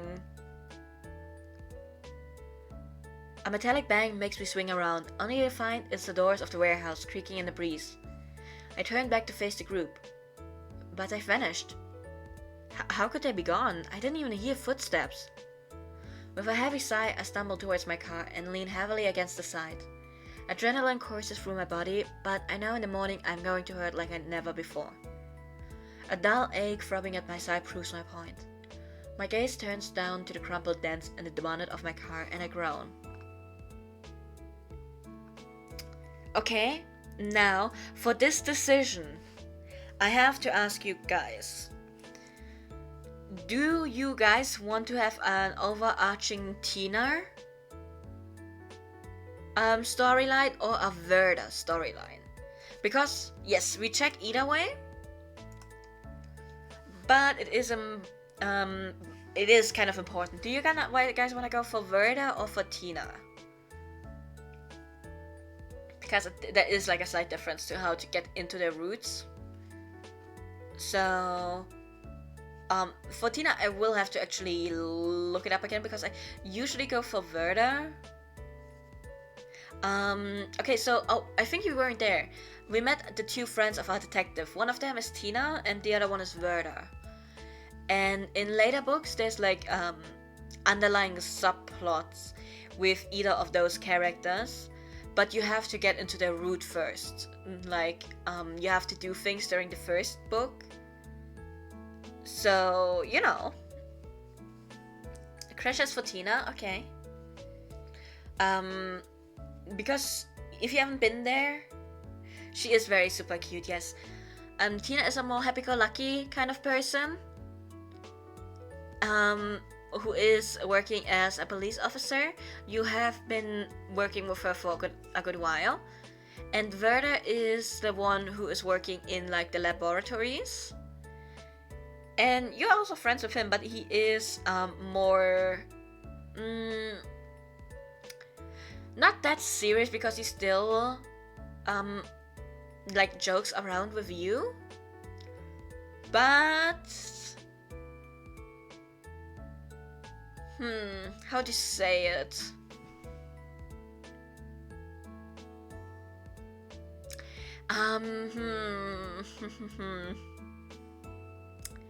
So yeah, Tina is very, very sweet, very nice. Verda is also nice, but more in the you have to get to know him first for him to be nice to you way. A bit from the one TV detective show. Which one? I agree, probably, maybe.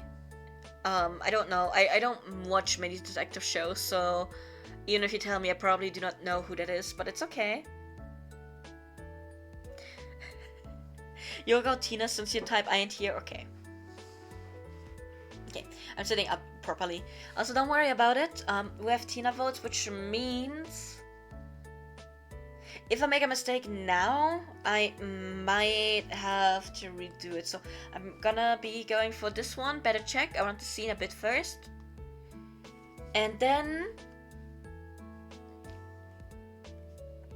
because I know how to get into Verda's route by heart.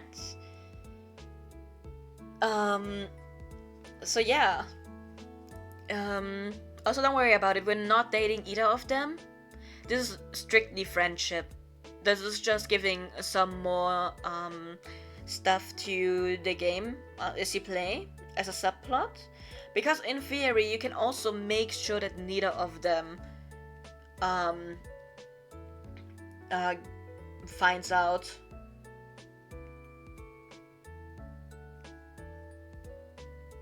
So yes, this is just for having a bit of a subplot going on. Oh, it's Navy CIS. Yes.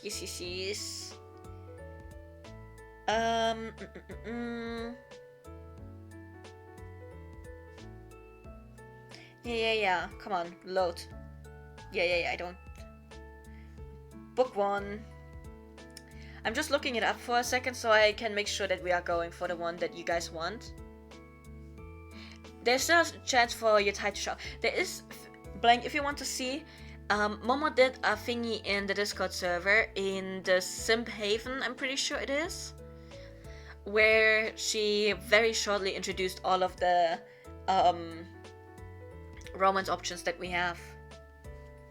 Okay, I don't care about this. Yeah.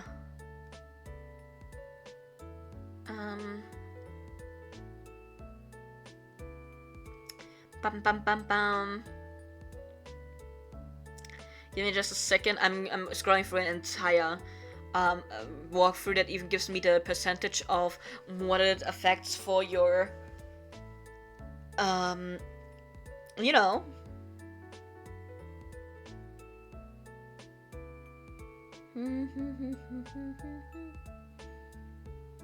Let's go. Bum bum bum bum, this is not what I want.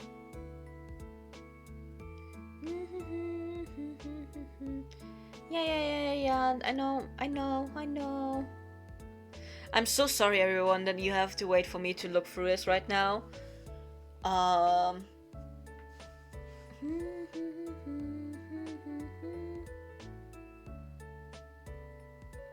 Okay, let's go.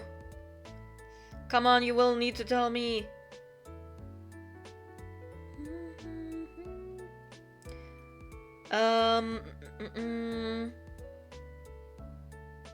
Sorry.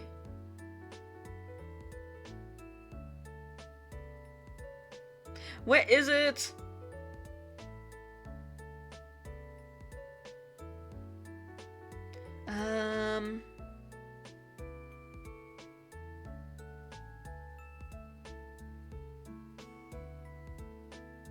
Okay. It's gonna be okay. The choice that we're going to make soon is not locking us into the further path yet, so I'm just gonna have to watch out as we go further. Even with my body beginning to ache, I know I should look around before leaving, as much as my bed is calling to me. I push myself up and limp back towards the area where the fight and the strangers were. I bend down to retrieve my flashlight and pass the beam over the area. There's nothing of interest. I'm just about to give up and head home when the light catches something dark and glistening on the concrete. I shift over to it, crouching down to find it is blood. It must be from a person I shot. Moving back towards my car, I grab a small evidence kit and scoop up some of the blood on a cotton swab, figuring it can't hurt to test it out. I might get lucky and they might be in the system. With a satisfied nod, I hobble back to my car, really beginning to feel the aftershock of my earlier fall. The car engine calls to life as I stick the key in the ignition. I put it into gear the moment it starts, never having been so eager to get home. Meanwhile, in an office building at the edge of Wayhaven. Felix bursts out a laugh as he walks up to the door of the out-of-the-way office building. Ava shoots him a glare. Are you finished? Felix glances at her before falling into laughter once more. Ava groans and shakes her head, slamming open the door with such force it almost rips away from its hinges. Take it easy, Ned says, placing a concerned hand on her friend's shoulder. Ava tries to do as suggested, but her back still tightens, adding to the intense, white-hot throbbing pain from the wound in her right shoulder. Felix wipes away a tear from his eyes and grins, the expression far too much like a panther for anyone to think it's genuine. I still can't believe they shot you. They were scared, Ned says. I don't care why they did it, Felix replies. I only care that they did it. The look on our almighty leader's face when it happened. He claps Ava on the back and lets out another chortle, not noticing the tightening of Ava's jaw or the balling of her fist at her side. We should have taken him out as soon as we got there, Mason says, a guttural growl rumbling at the back of his throat as he speaks. Felix turns to Mason, arching a thick black brow. Ah, you're always such a people person. Ned rolls her eyes, her expression like a parent tired of the bickering children.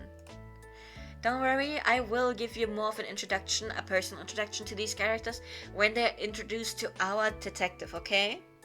Everyone stay calm. Anyways, I hope you like them.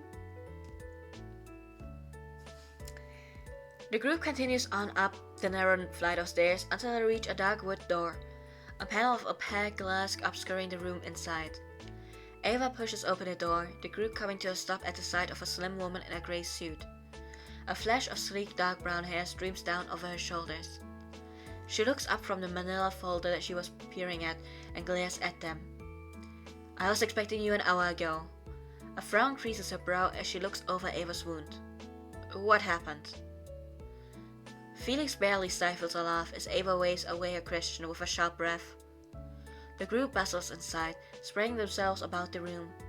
Ned takes a seat on the opposite side of the mahogany desk, fidgeting slightly when it's obviously not as comfy as it appeared. Mason manages to scout out the darkest corner, a flash of flame glimmering in his eyes, followed by a ring of cigarette smoke circling from his lips. Felix flops onto one of the other padded chairs and arms and legs draped. Felix flops into one of the other padded chairs, arms and legs draped over the sides and head lolled back. Ignoring her companions, Ava strides to the only window in the room. The fragile slatted blind quivers at her touch as she peers through it to the street below. There's no one around, the woman says. She lets the file in her hands drop to the desk, the slap of paper on wood sounding at the light impact. So, Agent, Felix says, shifting slightly. What are we doing in this dump? Do you mean the town or the office? Mason asks. Both, Felix replies. The two grin at each other, Mason's stream of smoke becoming ragged as he chuckles. You should be more serious regarding this matter. You know how the last team in Wayhaven ended up. Her trailing words make them all tense, remembering the photos of the mangled bodies. Well, you did send a team of demons to do a vampire's job, Felix mutters, obviously trying to break the heavy silence.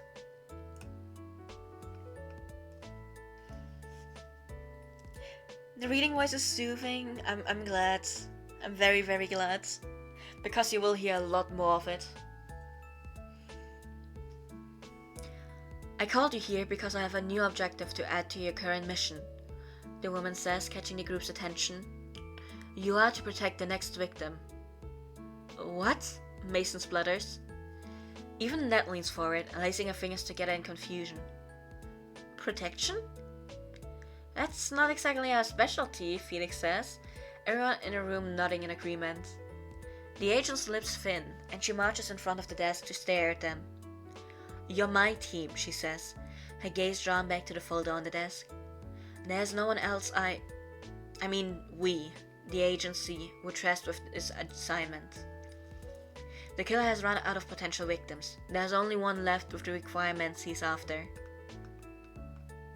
The ones with the mutation in their blood? Ned asks, and the agent nods in confirmation. Why does the killer want them? Mason asks through a puff of smoke. Doesn't the mutation mean he can't use his pheromones on them to get them to do what he wants, like normal humans? That didn't help his other victims, but we're not sure of his reasons. The agent replies quickly. You know who he is, you just have to find him and stop him. And also keep this new target safe? Felix asks. No trouble at all then. Who are you being assigned to? Ned asks, leaning further forward. The agent frowns, her eyes watering for a moment. It's a soft expression the group has never seen from the woman in all their 10 years of working with her. It's, she begins, then straightens herself, her stiff expression returning. She reaches behind her to the folder, throwing it into the small table in front of the group. It's my child. The group, surprised by this sudden announcement and not even aware Agent Peeps had a child, eventually glance at the photo now spread in the open file. You've got to be kidding me, Ava says with a loud groan, gripping her wounded shoulder. Felix bursts out laughing. The new assignment is protecting the detective they just met outside of the warehouse. Chapter finished, everyone! We have made it to chapter 3 now. Everyone, take a little break, please. Stretch, drink if you can. Also, as it does become very important in a second, you just found out that that is our mom, didn't you? So the next question is, what is our opinion of our mom? Do we like her? Do we not like her? Just keep that in mind because that choice will come up soon-ish. Okay? Okay. Don't worry about it. I almost killed myself trying to drink water. Okay. Let's go. Next chapter, everyone. The next morning, back in Wayhaven. It's difficult to decide between weirdos or creepy shadow people as I'm typing up my report the next morning. Not only had I discharged my gun, I'd actually injured one of them, which adds a whole new file of paperwork to fill in. Screw paperwork. Now see, okay, wait, let me read through them first before you guys get to make a decision, because I'm pretty sure I have to give you restrictions on what you can vote on. Screw paperwork. If someone wants to know what happened, they can ask. I've got more important stuff to do. The sooner I finish the paperwork, the sooner it will be over. I can't just shirk my responsibilities. I know paperwork is important, but there are other things I'd rather do first. A bit of procrastination never hurt anyone. Okay, you get to decide between number 2 and number 3. So it's either the sooner I finish, or I can just shirk my responsibilities. Either of these two you can pick between. But also, yes, Mama Peep has entered the chat. So yeah, which one would you rather go for? Number 2 or number 3? Also, I've been drinking so much water that I might have to go to the toilet sometime soon. But also, we only have like half an hour left to the stream. So, you know, that might be helpful, right? We have a number 3 vote for Crusher. Okay. If no one else says anything that is not number 3, then we're gonna go with number 3. Don't worry about it.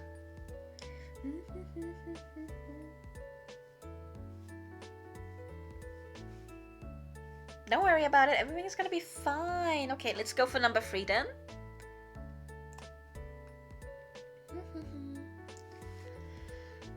Paperwork is tedious, there's no getting around that, but I can't just ignore it. It needs to be done or we'll have no record of the encounter, which could come back to bite me later.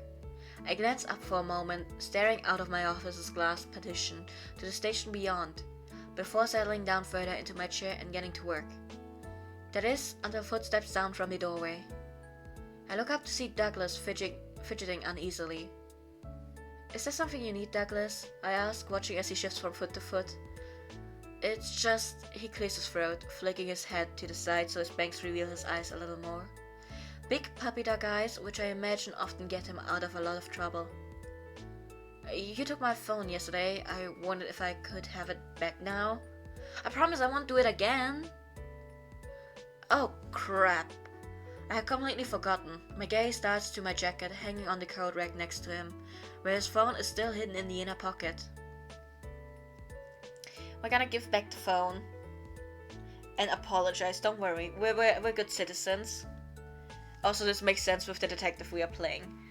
The detective we have established has not been doing any of the other things. So yes, Krisha, very much number 2.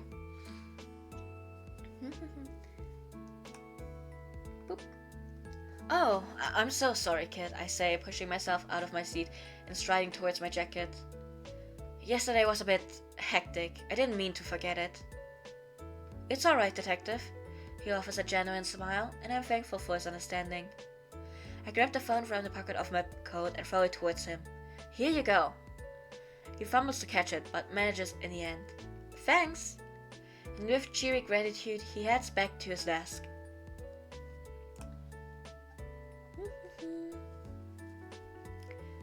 Suddenly, a welcome visitor peers around my doorway. You okay, Chad? Tina asks, worrying her words. She moves further into the room and shuts the door to my office. I raise a brow at her concern. Why wouldn't I be? Werther told me you went to the Ferris warehouse on a hunch. Did it pay off? She glances over me. I'm sitting slightly hunched, my body still aching from the confrontation last night. And you're not exactly looking so good. Yeah, the victim had some blurred photos of the warehouse, I reply. So I went to check it out. It ended up being a popular place that last night, apparently. She balances herself on the edge of my desk beside me. Who were they? Did you find anything?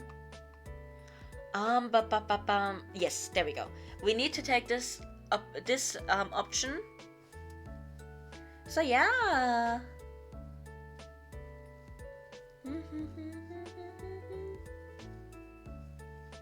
Oh? Blank, you want to make something a sticker? What are you making a sticker? Oh shit! Did you share another picture in... No, wait, let me... Where's Discord? Oh, I closed Discord instead of opening it. Code of conduct doesn't apply when your life is in danger. Very true. Very, very true.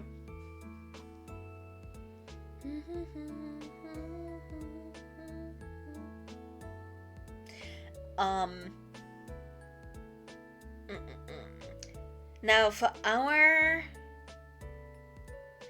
Discord server, I'm pretty sure we have gotten the max amount of stickers we can have. So you would have to make them in a private server for yourself if you want to make them stickers.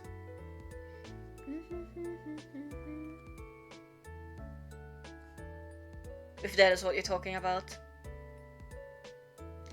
Anyways, we do have to give we have to go with, I got this of one of the strangers, show the collected blood sample. We have to do that because otherwise our blood sample is gonna go to waste and it's never gonna be used. So yeah.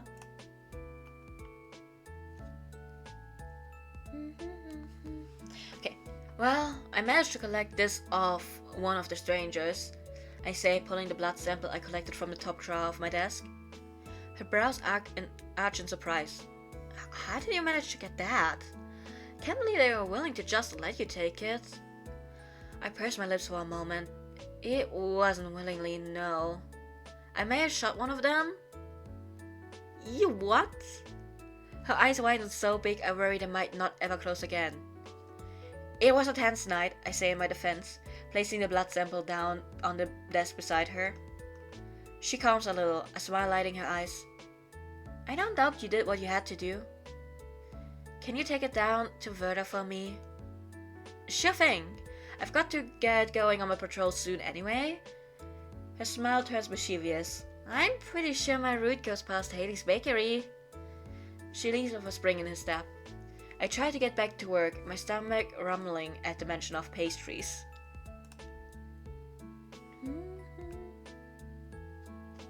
You would need nitro to make that happen. Valid. That is why I too have someone else make them for me. Okay, later that day. The rest of the morning passes slowly. The patrol finds nothing unusual, and our reliable scouts around town, the elderly who just love to curtain twitch whenever they get the chance, also haven't seen anything strange, nor any new visitors to Wayhaven. I slapped down the phone I had been speaking to Tina on and run my hands over my face. Picking up the coffee I made myself a few minutes before, not having had a chance all morning, I gulped back a mouthful. Then I almost spit it back out over my desk, gagging on the cold slop which fills my mouth. It takes all my strength to swallow it down, my face pinching together to force it past my tongue. No, that was a big mistake. What is this? I yell, holding up the offending drink towards Douglas through the glass partition. He spins on his chair to face me through the window, glances at the drink, then shrugs. The kettle's broken. And no one thought to tell me? He purses his lips. I just did. I try to grumble through my anger and push myself out of my chair to head to the small kitchen area. The red light on the kettle blinks at me like a heartbeat, a weak one. I lean down towards it, peering at the white plastic shell of the machine. Try to fix it. I'm pretty confident with these kinds of things. Hit it. Try to fix it. Turn it off and back on. Sorry. I love the turn it off and back on options always, because that is the first thing you have to try. 'The other ones are 1, 2, 3, 4. Yes, turn it off and back on. Yes. No regret, just 4. Yes. It sounds very on brand. Don't worry about it. But yeah. I'm pretty sure the first one would give us a bit into having technological knowledge, but I don't think we need that. We're being people oriented, so let's go. Pursing my lips, I reach forward and turn the machine off. I count a few seconds, then turn it back on. Nothing happens. The light still blinks away feebly. I try again, but the same outcome occurs. I guess coffee is out of the question then, someone says from behind me with a chuckle. The new voice makes me whirl around, and my brows arc in surprise to see the woman standing before me. Mom? She smiles at me, placing a gentle hand on my arm in greeting. It's more than a bit of a shock to find her standing before me. She's usually away due to her work, a fact that hadn't changed even when I was a child. Okay, so see, we have to decide on our current relationship with our mom. It can change throughout the books, don't worry. But to note is, our mom was rarely home when we were a child. And we had a nanny basically taking care of us. No dad in the picture. Don't worry about what's going on with the dad. Don't worry about that. Might come up later, might not, who knows. But basically, we didn't get to spend much time with our mom in childhood. So, our options are greet her with a hug. We've always been close even with a job. Smile at her, we're close even if we don't manage to keep in contact as much. I'm glad you're here, that's what Crusher is voting for. I'm glad you're here even if we don't meet often, I always enjoy seeing her. Then we have this is a surprise. We aren't very close because of her absences, though I understand. Shrug off her hand, we've always had a tense relationship due to her absences. So, I already saw Crusher going for the I'm glad you're here option. Do we have anyone who says, nah, we need something different for sure? If not, we're gonna go with that. Because it's not a bad point to start at. It's kind of a middle point, I guess. Yeah. So yeah, let's go. Let's go. We're glad you're here. Hi Mom, we're glad you're here. I'm glad you're here, I say with a smile, though I'm surprised too. She gives an apologetic nod. I'm sorry it hasn't been sooner. We've both been pretty busy, I reply, leading her towards my office. As we head inside, she glances over to the whiteboard I had set to one side, with notes and photos of the murder placed on it. So I can see. She takes a seat on the other side of the desk, and I move to sit in my own chair. And why are you here? I finally asked, leaning back in my chair a little to examine her. She hasn't changed much. She's always had a mature, commanding presence. She looks younger than she is, though. I do notice a few new wrinkles on her forehead, accentuated by the uncertain frown she now pulls. She looks out of place against the clutter of my office in her pristine grey suit, bright white shirt, and stiff, formal posture. The title of Agent Rebecca Peeps growing a bit dull, I say? She shakes her head, folding her elegant hands into her lap. No, work is going fine. A vague response, but that's not unusual. Every time I've attempted to find out more about her job, I'm almost met with the same mysterious replies, before the conversation quickly changes. The most I know is that she works for some shadowy government agency. She tells me, in fact, that is partly why I'm here. Oh? The case you're working on, her gaze shifts over to the whiteboard once again. It's bigger than you think. A murder is pretty big on its own, how can it be bigger? Great, that's just what I wanted to hear. The whole thing did seem to go beyond an accident or a first-time murder.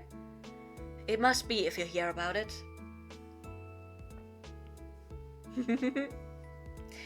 Let's see. What do we want to go for?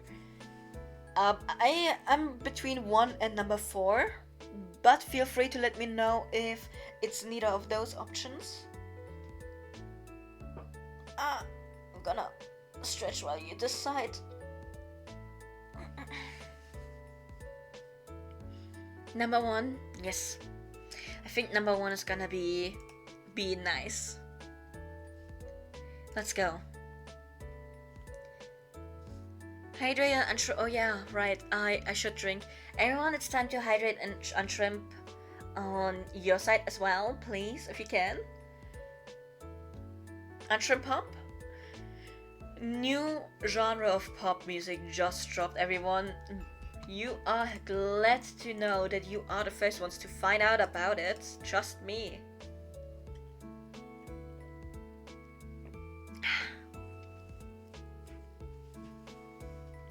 Okay, let's go. A murder is pretty big on its own, I say, leaning forwards and inspecting her. How can it be bigger?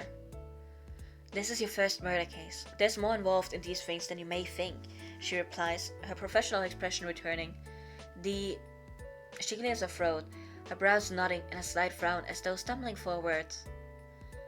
The man you're looking for has killed before, in many places. I swallow hard and try not to show my disturbance at this news. And now he's picked Wayhaven as his killing ground? We've been tracking him for months. She stands from her chair and begins pacing. But I don't believe you will be leaving Wayhaven for some time, so now is our last chance to catch him. Why won't he be leaving? I slump back in my chair, a little disheartened by all of this information. She twists around to face me, her lips set into a tight line. I sigh in sudden understanding. It's classified. She nods. I'm afraid so. But there's something I can offer you. I perk up at this. It must be serious if I'm being offered resources by whomever she works for. It's something the mayor is keen for you to utilize. My excitement deflates a little. We can go with the O decision. Let's be very disappointed. Is anyone against me going with the O decision? I want to go with the very disappointed O. I want to be crestfallen. Detective, it's okay. I am making your life harder for you. Don't worry about it. If I don't hear any throw in of no, not the O, we're gonna keep going. Also, we're probably gonna finish after this chapter. I don't really know when the chapter ends by heart, but it shouldn't be too much longer. Also, I hope that the game automatically says where I was, like it does on my phone. So yes, the O is justified. The O is very justified. Okay, next. I stare at her for a moment before glancing away. Oh, that's all I can manage in response. What I offer can help make your job a lot easier, trust me. She sounds serious in her reply, but my crestfallen expression remains fixed. Rebecca closes the gap to my desk, placing a hand on mine.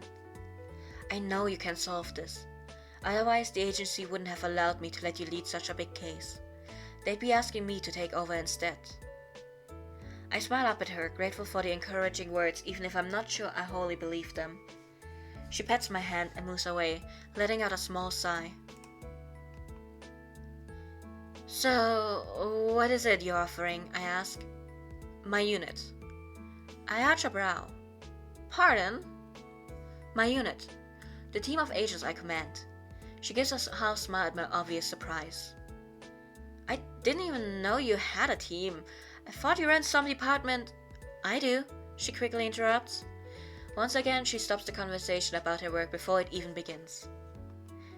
I watch as she moves to the doorway, gesturing towards the front doors of the station. I try to peer around her to see who she is calling, but I can't see anything until 4 people march into the room after my mother. 2 men, 2 women. It's hard to keep my jaw from dropping. The group of them look as though they strode straight out of the catwalk into my office. I eventually stumble onto my feet and move around my desk. With 6 of us now crammed into my office, it's beginning to feel a little crowded. However, when I meet the eye of one of the group and she offers a smile, I relax a little. Detective Chat Peeps, I'd like you to meet my team, Unit Bravo. None of them say anything in response, and silence begins to descend on the room like an uncomfortable blanket. Now, we're going for It's Nice to Meet You All. I look forward to working with you, because we have people skill detective who is being very, very straightforward and polite. That is the detective that you have created with your choices beforehand. So yeah, that is it.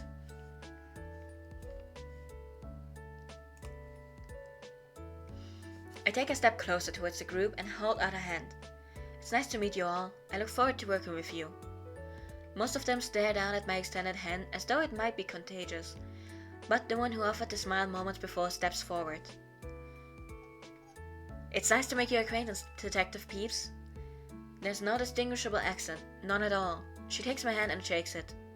My name is Natalie Sewell, but I prefer Nat. Once again, she gives a bright, warm smile, making her dark brown eyes sparkle. She's tall, incredibly so, at least 6 feet at a guess. She withdraws her hand, shoving it into the pockets of her jeans. The earthy tones she wears complement her tawny, colored skin.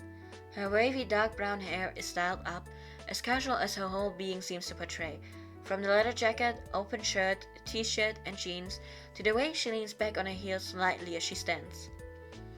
Her lips are still curled into a smile when my gaze has finished passing over her, as though she knew I was inspecting her and was happy to allow it. The detective, yes, you got it exactly right. You're doing such a great analysis of the detective crasher. Don't worry about it. But also, this is Nat. We love Nat in this household. Very cute, very sweet. She did not win the voting, so we're not gonna go for her. But she's so sweet, she's so nice, and her route is actually really fun. Because she is kind of an intellectual character, but she is so bad at using technology anything. That's really nice to have like this juxtaposition between the characters, like the character traits. It's really nice. And also she's very pretty, as you can see from the description and everything. Very pretty. If you were to romance Nat, you would have one of the most romantic routes you can have in this game. That and next one is F. Okay, next one. Nat steps back into the lineup of her group, standing beside a woman a few inches shorter than she is. The woman stares at me for a short moment, her posture stiff and her expression stern. Thankfully, one of the others approaches me before I have to deal with that rather imposing stranger. I'm Felix, the approaching man says, a more American accent to his tone. Felix Howell. He's quite possibly the youngest of the group. He's dressed in skinny jeans, a long t-shirt half covered by a heavy cotton scarf, a waistcoat and a loose-fitting hat that covers his short, black-curled hair. His rich, dark brown skin almost seems to gleam gold in the sunlight, his strong features and jawline contrasting with the soft smile he throws me. I reach out to take his hand. He shakes it for a moment before clasping it tighter and sauntering a step closer. He's much shorter than Ned, 5'7" at most, but his entire being is rather overwhelming as he stands so close. A true delight to meet you, detective, he coos, bringing my fingers up to his shapely lips. Now, before we decide on a decision on how we react to that, this is Felix. We love Felix. Felix is such a sunshine character. So nice. I might be trying to go for his bestie route because you, after the second, like in the second book, you can have like bestie points, right? So I might try to go for Felix on that one because Felix is so sweet and nice, and honestly, all of you need to show some love to Felix. I will not stand for any Felix slander ever. I will only stand for Felix love. I'd like to meet you too. Allow the kiss. I kind of want to go for that one. I'm gonna be so honest because that should give us some plus points that are gonna be helpful for getting Felix to be our bestie. Maybe. So yeah, let's go with that one, yes? Okay, don't worry about it.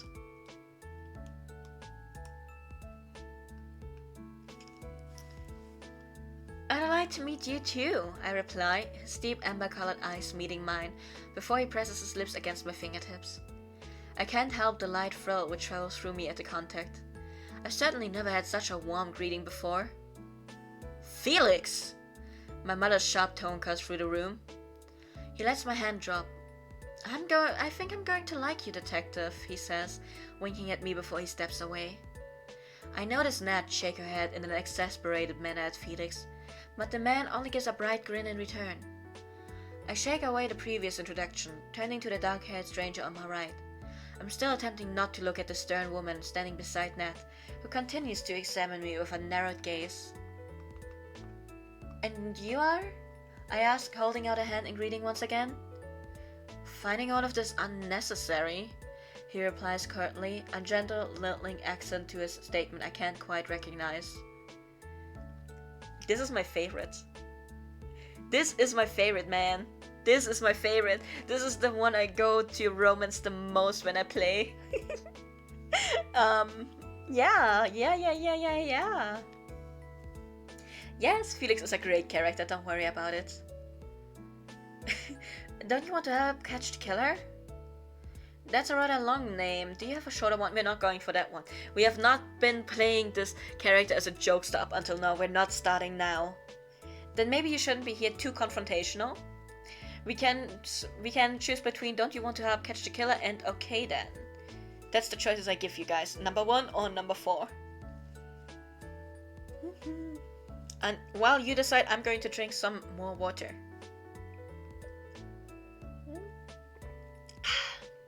Number 1. Okay, we can go with number 1. I pull my hand back. Don't you want to help catch a killer? I don't see how we need you to do it. His words make me tense up, and my mother stands between us before I say something I may regret. This is Specialist Agent Mason, she introduces him. Mason stands slightly hunched over, though he still has to be about 6 feet. Waves of layered dark brown hair hang around his shoulder. Oh my god, I can't read anymore. Okay, let me try that again. Waves of layered dark brown hair hang around his long face. His straight nose and narrow eyes give him a rather wolfish appearance. The shadow of heavy stubble accentuates his sharp jawline, and his deep tan skin is painted with light freckles. The freckles cover his nose and cheeks, continuing down his neck until they are hidden by a long-sleeved, tight-fitting t-shirt and heavy blank jeans. Cords of leather sit around his neck and are tied around his wrists. A crystal dangles on one of the cords, but I barely get a chance to see it before he notices where my gaze has fallen and slips it inside his shirt. I fold my arms across my chest. Charmed. You shouldn't be, he replies, his voice monotone. Now he's just trying to bait me, a dangerous glint flashing in his stormy grey eyes, shadowed by heavy brows. I glare at him, not wanting to act unprofessional, but seriously debating it. Save it, Mason, a voice commands, and I stiffen in eerie recognition. Anyways, Mason is my favorite. I love M. I turn to the imposing, stern-looking woman and frown in confusion. My mother steps forward, a proud smile on her face. Yet I continue to stare, her voice still echoing in my mind. It was the same one from outside of the warehouse last night, I'm sure of it.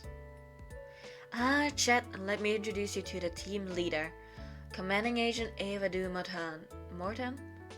Ava Morton. Our narrowed stares hold before my mother steps closer once more and leans over to whisper. Is something wrong?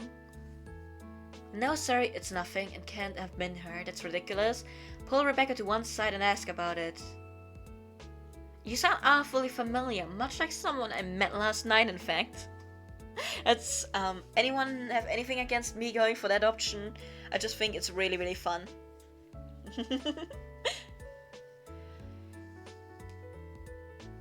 Ew. I don't hear a scream no, so, you know, should be alright, let's go. Bow. I blink, coming out of my silence. You know, you sound incredibly familiar, I fold my arms. Much like someone I met last night, in fact. She eyes me carefully. That seems unlikely. Oh? Yes, she raises a brow. We only arrived in town this morning, with your mother. I purse my lips, but eventually glance at Rebecca, who gives a nod of agreement. It's true, they arrived with me this morning. Oh. I raise a brow. She has no reason to lie, and it was pretty intense last night. But still, it's hard to keep the suspicion from my expression. There's also the fact it did shoot whoever it was. Looking over the group, no one seems to be doubled over in pain from a close-range pistol shot. Shaking my head, I try to push the thoughts to the back of my mind. Then, for the last time, I offer out my hand in introduction. Ava stares down at it as though the gesture is completely foreign, but does eventually take it. I look forward to working with you, she says, every word spoken in a distinct British accent, and each one also sounding like a lie. Likewise, I reply, pulling my hand back and pressing it against my thigh to stop the aching in my fingers from her surprisingly firm grasp. She turns her gaze quickly away, but I let mine linger for a moment. She's easily 5'8", with an athletic build obvious beneath her grey t-shirt and dark combat trousers. Her pale, creamy skin barely has a tan or flush to it at all, and her dark blonde hair is only just visible, pulled so tightly back into a knot. Everything about her screams soldier, including her stiff, upright posture and emotionless face. Still, I can't deny her long nose and distinctive features make her remarkably attractive. I flinch slightly as her icy green gaze flicks back to meet mine, and I'm forced to look away. That is the one we're going to be romancing. By the way, don't worry about it. This is who we're romancing. This is who all of you voted for. This is the person who got all the votes in the Discord voting. So yeah, that's who we're going to be romancing. So, let me just do this. No. There we go. I missed the ban button twice because new messages came in. But yeah, that is who we're going to be romancing. So I will be making multiple decisions where it's like bringing us to the romance options for Ava. So don't be too worried about it. But now that we have the base of the detective done, I will be making a lot of the choices and only ask for ones where there is multiple choices that would make sense for our detective, okay? Just as a heads up. Okay, let's continue. Well, now that introductions have been made, I hope you'll all work together to find the murderer. My mother says, her gaze shifting pointedly over her team. Unit Bravo were only assigned this case a couple of weeks ago themselves, so they'll be as fresh as you. But I'm proud of their accomplishments so far and have no doubt they will aid you to their highest abilities. Mason scoffs from where he's balanced himself against the side table in the furthest corner. My mother ignores him, striding past the group towards me. I'm giving you my team to help, so use them as best as you can. They are experienced at this kind of work. She pulls me into a quick goodbye hug, pressing a kiss on my cheek. It's a more affectionate and motherly goodbye than usual, but I return her hug. Well, I'll see you soon, Chet. My mother heads towards the door, pulling a long jacket about herself tighter. Ava, don't forget the reason your team is here. I frown at the look she throws the leader of the group, a sudden exchange passing between them before her heels click over the floor as she leaves. Shaking away the strange moment, I decide where to begin briefing Unit Bravo. Explain about the victim is what I want to go for. If you want something else though, do let me know. For this one, I can still leave it up to you very much.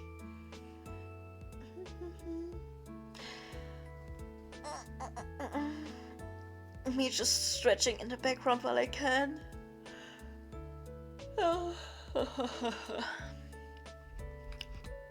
Getting a bit tired. Damn. But with how long it's been going for this chapter, I think we are getting closer to the end of the chapter, so yeah. You think where this discovery is more significant? Okay, then we can go with the discovery. Explain what were they discovered. I stand behind my desk, pulling out the very thin file on the murder. When I glance up, I find the group have already settled themselves about the room. The casualness together makes me feel very much like the newcomer, but I brush the feeling away and straighten myself. Our pathologist has begun working on the autopsy, I begin. The only one who really seems to be paying attention is Ned. But with this being the first murder in our town... The first murder you are aware of, Ava says suddenly from where she stands looking out of the window. I glance over at her, raising a brow. Excuse me? The police are not always needed for solving crimes, she repeats, not bothering to look at me as she speaks. Well, considering this is a crime the police are needed for, I shall work to solve it. I turn my attention back to the file. We did manage to find the victim's phone, which my colleague Tina Ponaim is currently working through. As for the murder itself, we already know about the murder, Ava says, twisting herself around to face me fully. I grit my teeth at the repeated interruptions. Still, I would like to go through all the facts before continuing, so as we're all on the same page. As I said, this is my first murder case. I would like to be prepared. She crosses her arms in response, her pale pink lips pulled so tight I wonder if she'll ever be able to make a different expression. We can handle this. This isn't our first murder detective. My title drips from her tongue like she's appeasing a 5-year-old. There have already been multiple kills related to this target.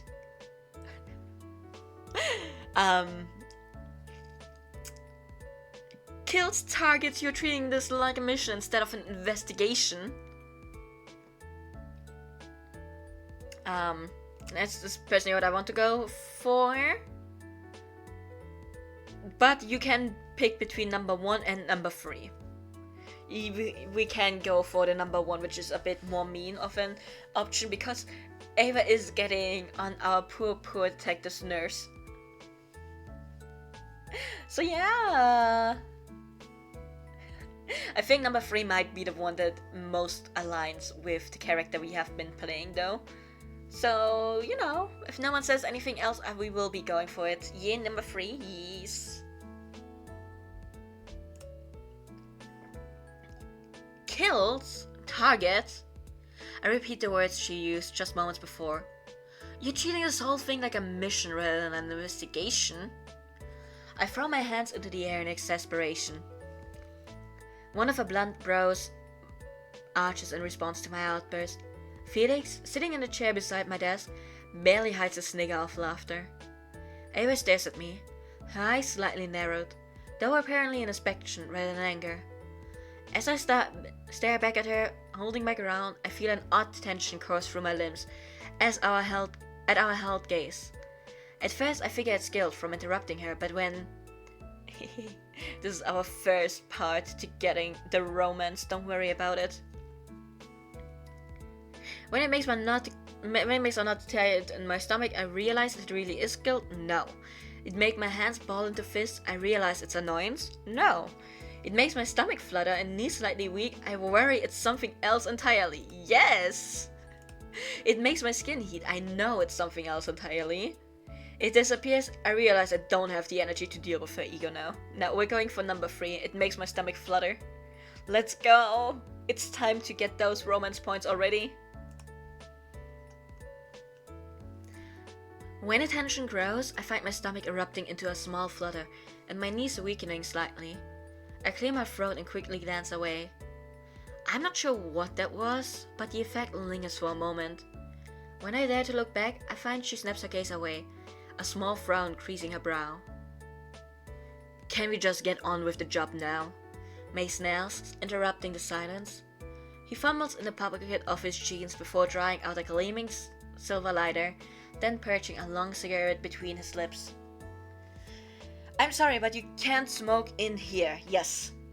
That is very on brand for our character, so yeah. Sorry, but you can't smoke in here. I'm sorry, but you can't smoke in here, I say, giving a half smile and apology. He stares at me for a moment before flicking open a lighter. A small flame sparks to life, searing the end of the cigarette and making it glow red. He inhales deeply, holding my gaze, before puffing out a long stream of grey smoke. This is the team my mother is so proud of. I scoff at the thought. She can keep them. Ava's arms drop to her sides. Mason's right. We should get on with the task at hand, rather than discussing details we already know. Actually, I think it would be good to make sure we all know the same facts. I suppose if that's what you think is best. No, we're not going with that. We're not gonna be a pushover. I'm sorry. I don't know if you want to play the detective as a pushover, but we're not. We're not doing that. Excuse me, but I'm in charge of this investigation. These details could reveal something important. Okay. Every option except for number 2 is valid. Please take your pick if you would like to. If not, I'm gonna go for number 4. Okay. We have a number 4 vote, so number 4 it can be. Let's go. These details could reveal something important, I reply. Maybe one of us will catch something the others missed. But my words aren't even heard as Ava begins barking out orders to her team members. Her suggestions are to check out newcomers to town, search any unused locations around the borders, and interrogate, not interview, anybody who may have seen what happened. The group rise from their places like dogs eager to follow her command. Enough is enough. I step out from around my desk and plant my feet firmly on the floor. You cannot just barrel in here and crash about town in the hopes of finding a deranged murderer hiding out there somewhere. My voice is louder and more commanding than I expected, making even Douglas glance up from the front desk and tense. The tall, athletic leader turns slowly to face me, seeming once again more curious than angered. Following my lead is the only way we'll catch the killer. Working with me is the only way you'll catch him. I know this town, you don't. Good one, we can take this one. Obviously not, seeing as you haven't caught him yet. I like this option personally because I like being mean sometimes, so you know. You may be the leader of your team, but I'm leader of this station. This is an investigation, not a witch hunt, yes. So 1 and 4, maybe 3. Let's all just take a breather for a second. I see a number 1 word. Vote. Yeah, let's go. I shake my head. Working together with me is the only way we're going to catch him. I look over each of them in turn, trying to keep my expression static and my tone calm. I know this town, you don't. Ava's lips tighten only a fraction, but it's enough to let me know she's finally listening, even if just a little. A heavy silence reigns over the office once again, and I'm thankful when Ned steps into the center of the room, like some kind of referee during a boxing match. We're a large group, she says, resting a hand on Ava's shoulder as though bringing her out of silent thoughts. Certainly large enough to split our resources. She looks at me, smiling and giving a nod of encouragement. What do you suggest we do, Detective? The hostility in the team leader's posture settles, reminding me of a bird calming ruffled feathers, and she spins away from me. I let out a subtle, calming breath and lean back against my desk, thinking over my options. Okay, let me look at my options. Which one was with Ava? You wanna go to Tina? I mean, honestly, fair. Just give me a second to figure out.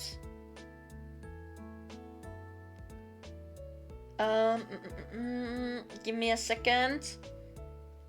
I have to figure out which one was the option with Ava, because I forgot. Because suggest going to talk to Werder should have Ned. Suggest going over the crime scene now that the tags are gone is gonna be Felix. Suggest talking to the witness Tina managed to find. I think it's Mason and Ava, but I'm unsure. But I think so.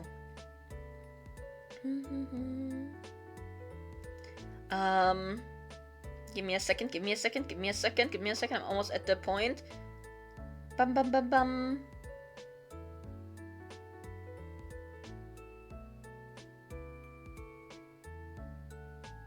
Huh?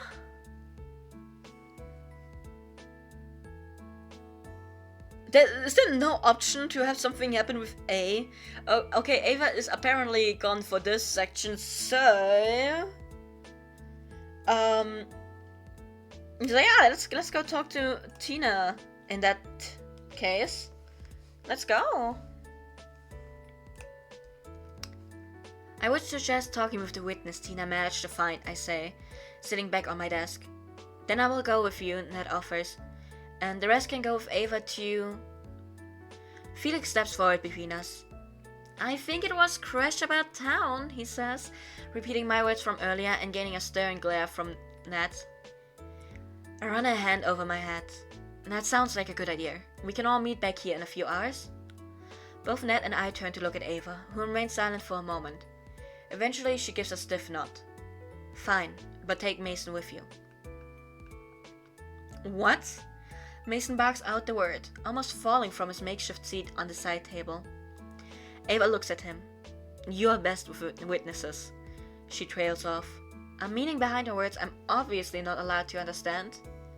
Mason growls and rolls his eyes before pushing himself up and moving towards Ned. We'll meet back in a few hours then, Ava says, and that is that. She strides out of my office, followed close behind by Felix, looking like some strange type of entourage. Well, that meeting probably could have gone better, I mutter quietly. I jump in surprise when it seems Ned heard what I mumbled. She chuckles softly, half smiling at me. It went better than most meetings Ava has. I return the smile, all the intensity of the moments before draining away, with Ned's apparently much calmer present. I'm sorry about Ava. We don't often work with others, and I don't think she's too worried about improving her social etiquette when we do.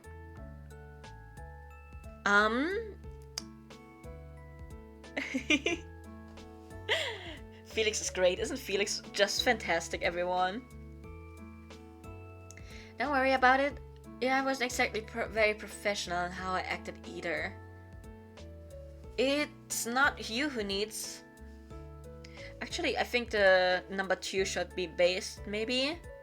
It's not you who needs to be sorry for her actions, that's true. Don't worry, I'm pretty ashamed of how I acted to you. Don't worry about it, TM. You're so right. How could I overlook this? How could I overlook the very obvious answer to this one? Don't worry about it.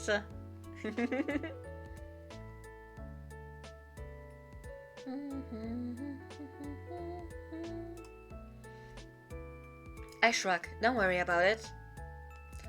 I worry because I don't want your first impression of our team, your mother's team, to be based on Ava's poor social skills. She gives a cheerful laugh. As the moment turns quiet, I suggest we head to the witness house. Yes. Actually, let's thank you for helping to calm the situation. Hey, thanks for diffusing the tense situation from before. I say, genuinely appreciative of her actions. It's something I've grown used to doing, she replies, seemingly half in joke and half in concealed annoyance. I grab my things and head towards the door. Shall we get going? Finally, Mason mutters, already marching out of my office. What's the address? We'll meet you there, Ned says, her gaze shifting to Mason slamming open the glass doors of the station.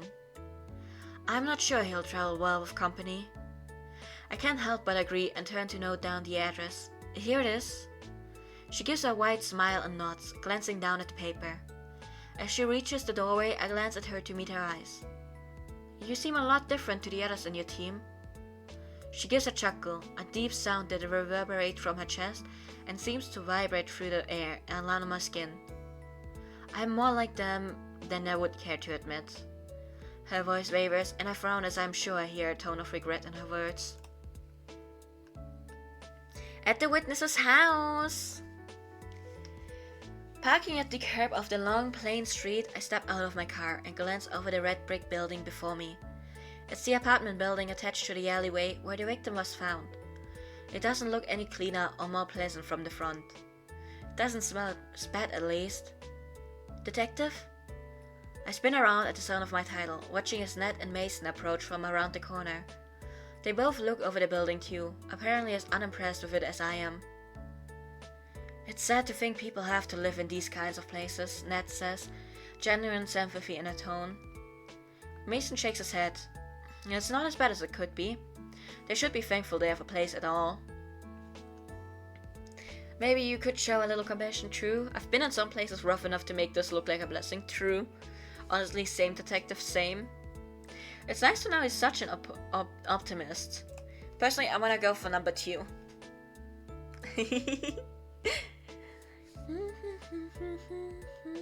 Let's go. Let's move on with number 2. Okay. Okay, fantastic.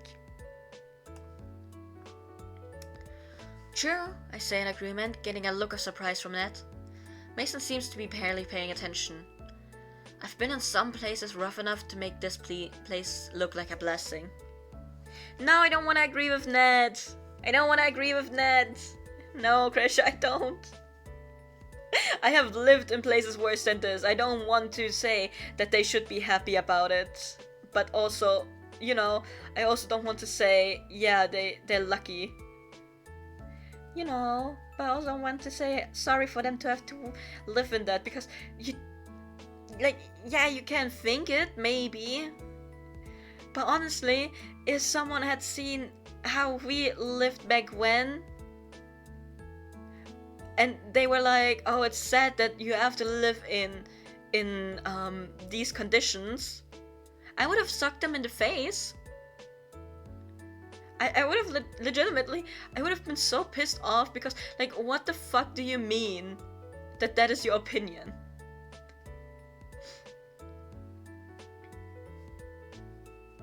Wait, hang on. I'm hanging so on. I'm so hanging on.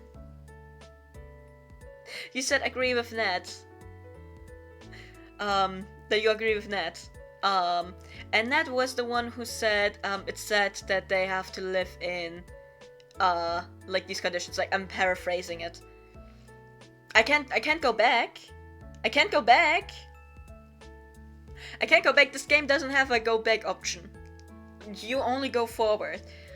Mason was the one who said they should be happy to live. Like, this place makes other places look like, you know, heaven.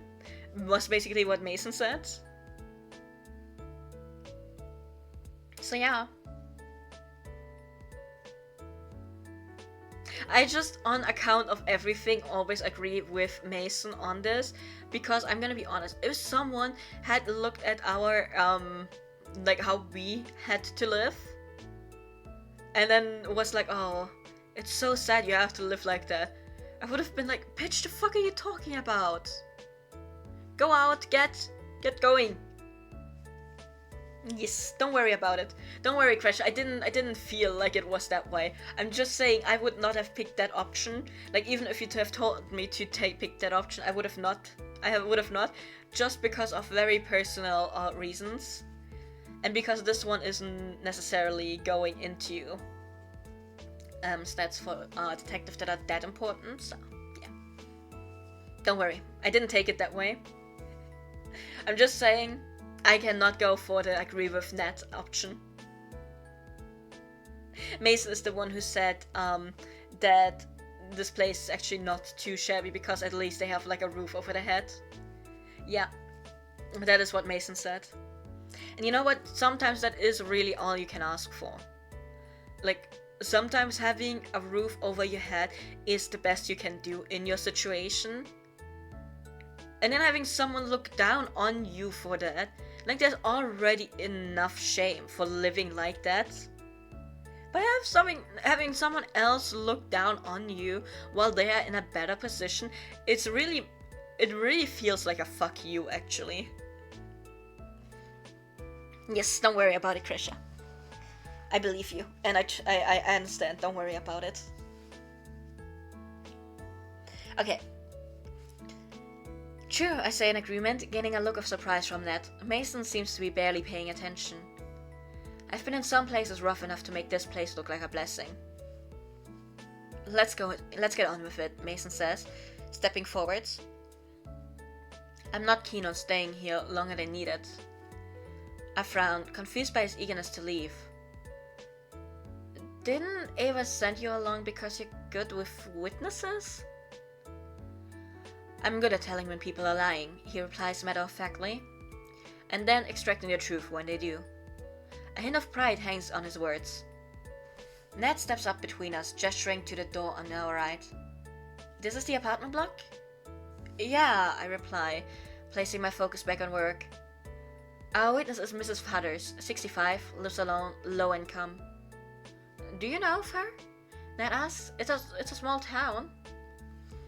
I'd like to contradict her, but it's true that I know most people in Wayhaven. If not personally, then by reputation. Still, I know nothing of this woman. No, I don't, I reply, while moving up, oh god. No, I don't, I reply, while moving up to the door and scanning the names beside buttons. I press the one marked Mrs. Frida Hudders. The speaker crackles to life, an older female voice echoing from it. Yes, hello, who is it, please? What do you think of my old woman voice? Is it convincing? Anyways, we're gonna go with, hello Miss Hudders, I'm Detective Peeps, I hope to ask you some questions. Or, my name is Chat Peeps and I'm with the police department, may I come in? Which one do you want, number 1 or number 3? Also, thank you for the hydrate. Everyone, please drink something.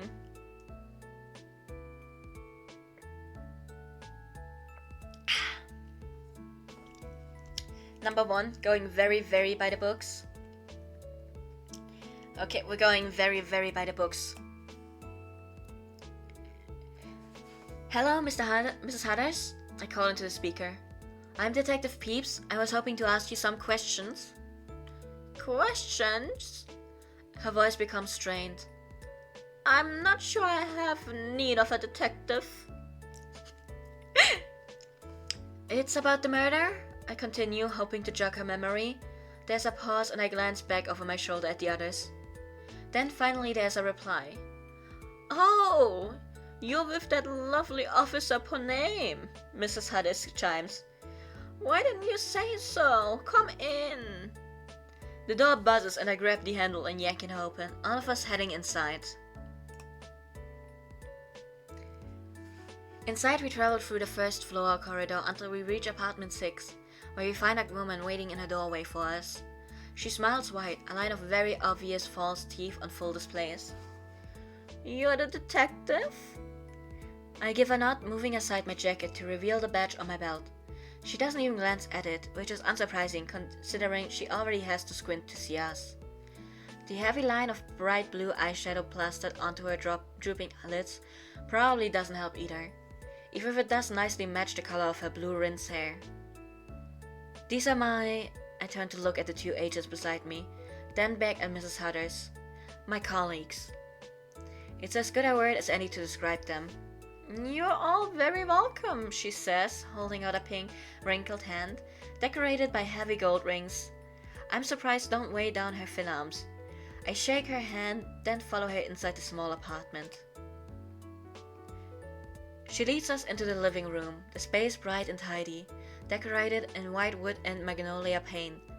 I take a seat on the cream cotton sofa, and Ned moves to sit beside me, while Mason lingers on one side. Oh, you're a rather ruggedly handsome man, aren't you? Mrs. Hudders says to Mason, a chuckle to her words and a gleam in her eyes. Ned almost seems to burst out laughing at the distressed look on Mason's face as she speaks to him. Now then, my dears, she settles into the seat opposite us. What would you like to know about that terrible murder? Ask if she knew the victim, ask about crime in the area, ask about the night of the murder. Let's ask about the night of the murder, right? That seems important. Let's ask about the night of the murder.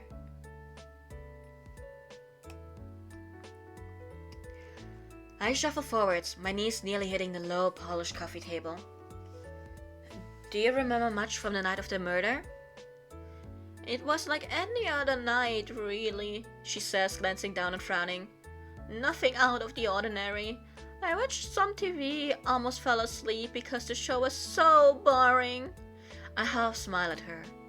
My gaze shifts sideways at Ned, as Ned glances purposefully at Mason, who eyes Mrs. Hudders before giving a stiff nod. I frown at the strange looks before focusing once again on the witness. Ask if she knew the victim. I lean forwards, placing my hands on my knees. Did you know the victim at all, Mrs. Hudders? No, poor girl, the old lady replies, letting out a heavy sigh. We don't have many new people move in around here. Once again, I'm distracted by Ned shifting her focus to Mason, who once more stares at Mrs. Hudders before nodding sharply. I'm about to ask what exactly is going on when the elderly woman frowns deeply. That was... she begins before shaking her head and smiling. No, it's probably nothing. We all focus on her much more intently.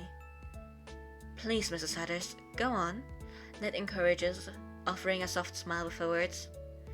Well, I doubt it's useful, she shrugs, but I'm certain I heard someone singing in the alleyway. Singing, I repeat. I don't know what I expected her to say, but it certainly wasn't that. Not singing, exactly, more like... chanting, Mason cuts in. The old woman points at him and nods. Exactly, a mumbling chant of some kind. The two agents once again share a tense look before Ned's brows shift into a heavy frown.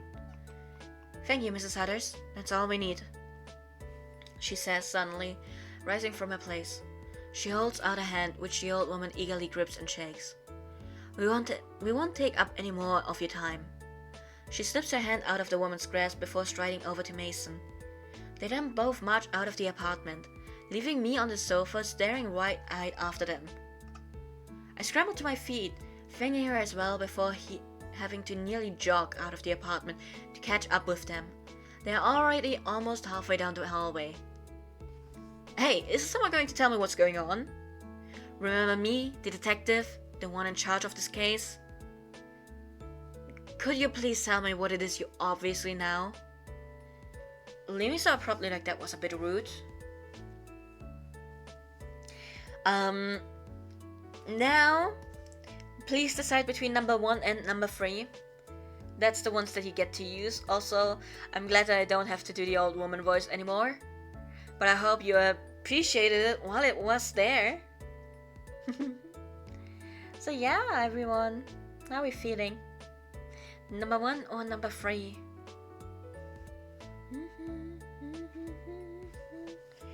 Number 3? Okay, we can go number 3, don't worry about it. I jog to catch up with them, both of them turning to stare at me as I approach, as though only now remembering I was with them. So, you obviously know something, I say, glancing between them. Could you please tell me what it is?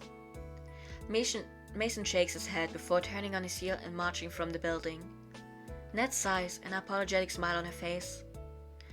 I'm sorry, detective, she shifts slightly. We didn't think we would get anything useful out of Mrs. Hudders. I cross my arms across my chest and quirk a brow. Really? The idea of chanting was your last straw. That's... My phone gives a shrill ring, interrupting Ned. Saved by the bell, I mutter, shoving the phone to my ear. Hello? Detective? It's Werder, he says, making me pause. I'm calling about the blood sample you found at the warehouse. Ned takes a wide step forward, a sudden tension making her whole body stiff. Blood? Yeah, I reply, my brows raised in surprise that she can't hear the conversation so clearly through the phone. I had a run-in with some strangers up at a potential murder site. One of them was injured, so I managed to collect a blood sample. I frown at Ned's reaction. The color drains from her face and she swallows hard. Are you alright, Agent? I ask. She shakes her head and attempts to smile at me, but I can't see it's masking her worry. I'm fine. I shake my head. Keep going, Werder. Well, it's quite remarkable, but it seems to be similar. Near on the same, in fact, to the strange blood in the victim. My eyes widen. What? I don't know who this sample is from, Detective, but whoever they are should either be very ill or very dead. He pauses. Or undead. That can just be a coincidence. Great, now I have zombies strolling about town. That seems somewhat unlikely, Werder. Are you sure the tests are right? That can't just be coincidence. Let's go. And what is it, Crasher? What are we feeling over there? Are you intrigued by the story yet? That can't be a coincidence. Maybe it is, Ned says suddenly, and I flick my gaze to her. Well, it's all a bit odd, isn't it? Do you really think this might actually be worth investing time into?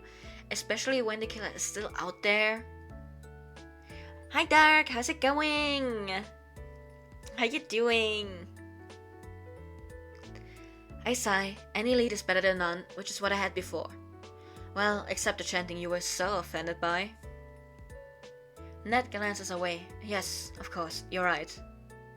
I shake my head at her less than enthusiastic reply and return to the conversation with Werder. Thank you. Let me know when you get anything else. Will do, the doctor replies. I end the call and slip my phone back in my pocket. Maybe we should discuss all of this back at the station, Ned suggests. I give a nod. This day is starting to get too weird to handle. Just woke up a bit ago. I hope you slept well. We're doing pretty well. We're just trying to finish this chapter of the book. And then we're gonna be donezos for today. So yeah. Also, you're playing the Wayhaven Chronicles. It's really fun. If you want to check it out, please feel free to. It's on Steam and also in the App Store. Back in the office. Back in my office, Ned is kind enough to make us some drinks while we wait for the rest of her team to return. Sorry about the lack of coffee, I say, as she grabs a seeming mug of tea in front of herself instead. She gives a genuine smile, taking the seat opposite my desk. No worries, I prefer tea anyway. Ned purses her lips. I'm sorry about what happened with Mrs. Hutters.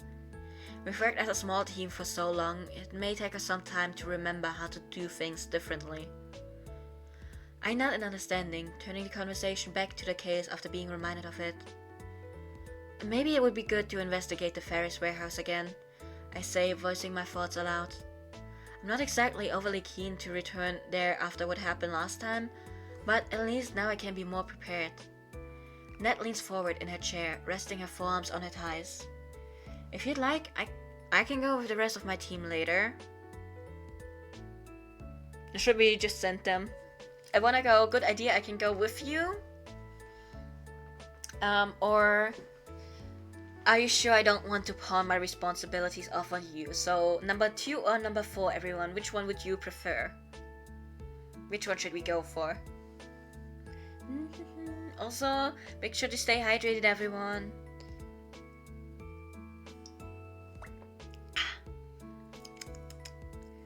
Number 2? Number 2? Okay, number 2 we go. A good idea, I can go with you. I smile at her and give a nod. Good idea, I can go with you. She holds up her hand and gives an apologetic half smile.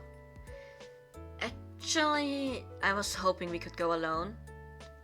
I narrow my eyes at her a little, leaning back in my chair. I only want to acquaint myself with the area, she replies at my obvious suspicion, and have the chance to speak with my team about how best to work with others. I give a resigned sigh. Alright. The niggles of anxiety that gnawed at my stomach settled somewhat. Might as well take advantage of having the extra people around for tasks like this. Are you sure you don't mind, she asks. Concern in her tone as the dark brown eyes settle on mine. You did make your objection quite clear earlier about us going about town on our own. Yeah, it's fine. Working with a team wasn't exactly what I wanted for my first case.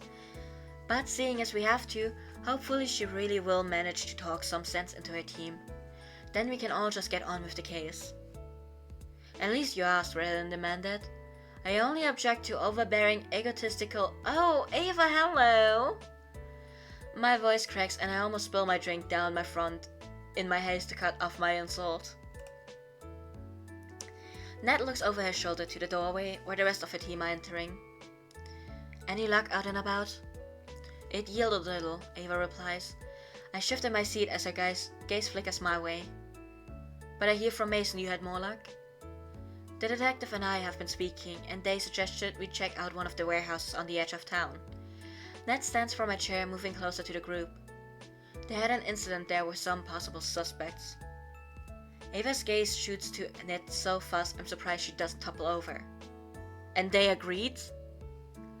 I roll my eyes, sinking further into my chair and keeping my comments to myself, even more so when I see Felix grinning in the corner.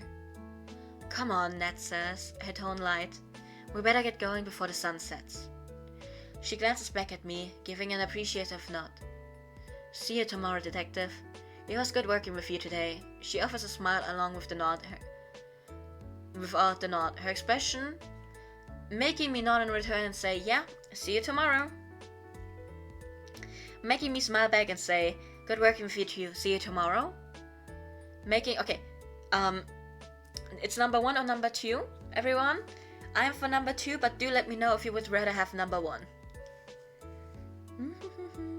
I'm trying to get as many people points in as we can, while we still can.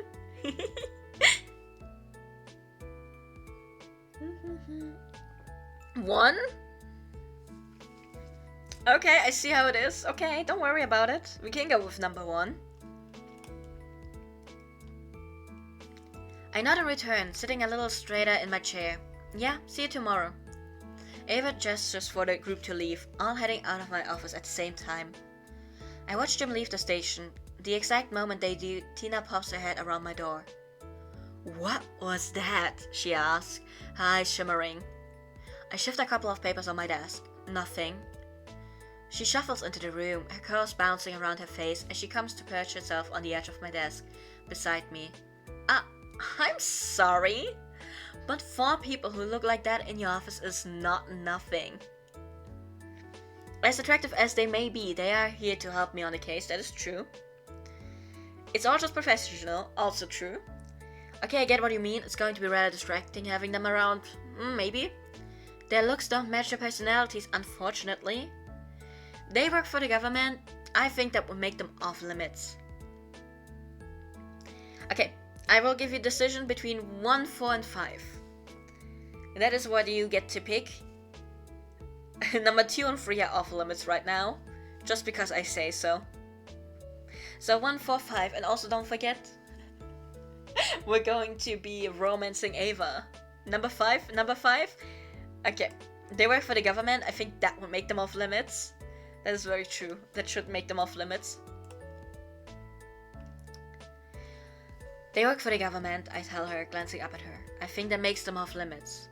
Probably worried about compromising the mission. I wouldn't mind compromising them. Tina, I reprimand, but can't help but chuckle. What? She asks, her expression one of feigned innocence. She spreads her hands out wide in front of her as she slides down into the chair beside my desk. You can't blame me for thinking it. I mean, did you see them? Yes, I saw them, I reply, still chuckling. Well, at least that's a start, I suppose, she says, pouting her lips. When was the last time you even thought about spending some time on your love? We're not romancing Bob and Felix, no. Felix is gonna be the best friend route, and Bob is gonna be one of the subplots. He's one of our exes. Don't worry about that, that is what we're doing. Tina, on the other hand, we're also not romancing Tina. I had you guys vote in Discord for who we are romancing, and who we are romancing is Ava. Because everyone kept voting for Ava. Ava won with 7 votes. 4 votes than the next one, so, you know, yeah.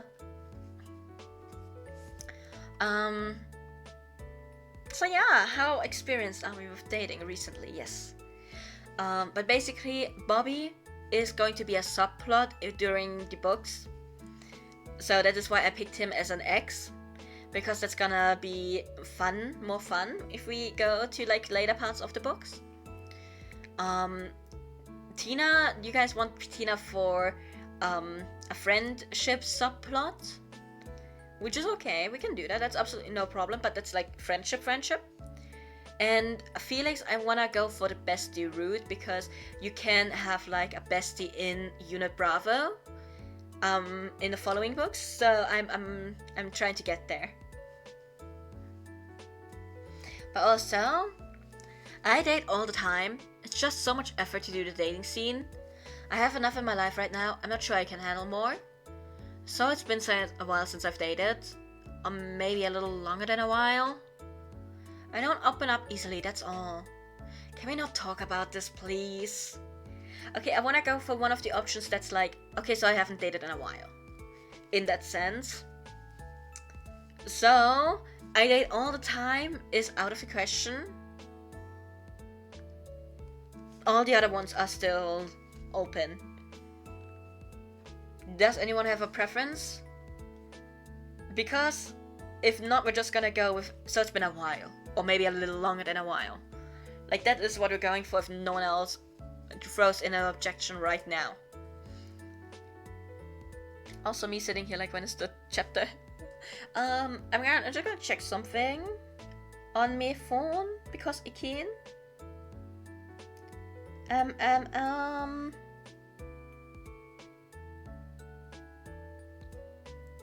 Wait a second. What is this? Oh, this is what that is. Oh my god, I almost thought I made a big mistake. Number four. Okay. Give me just a second to check something. Bum.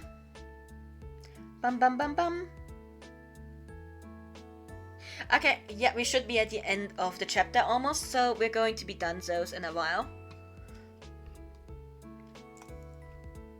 Okay, so it's been a while since I've had a date. I replied, to which she arches her brow. I look down at my lap.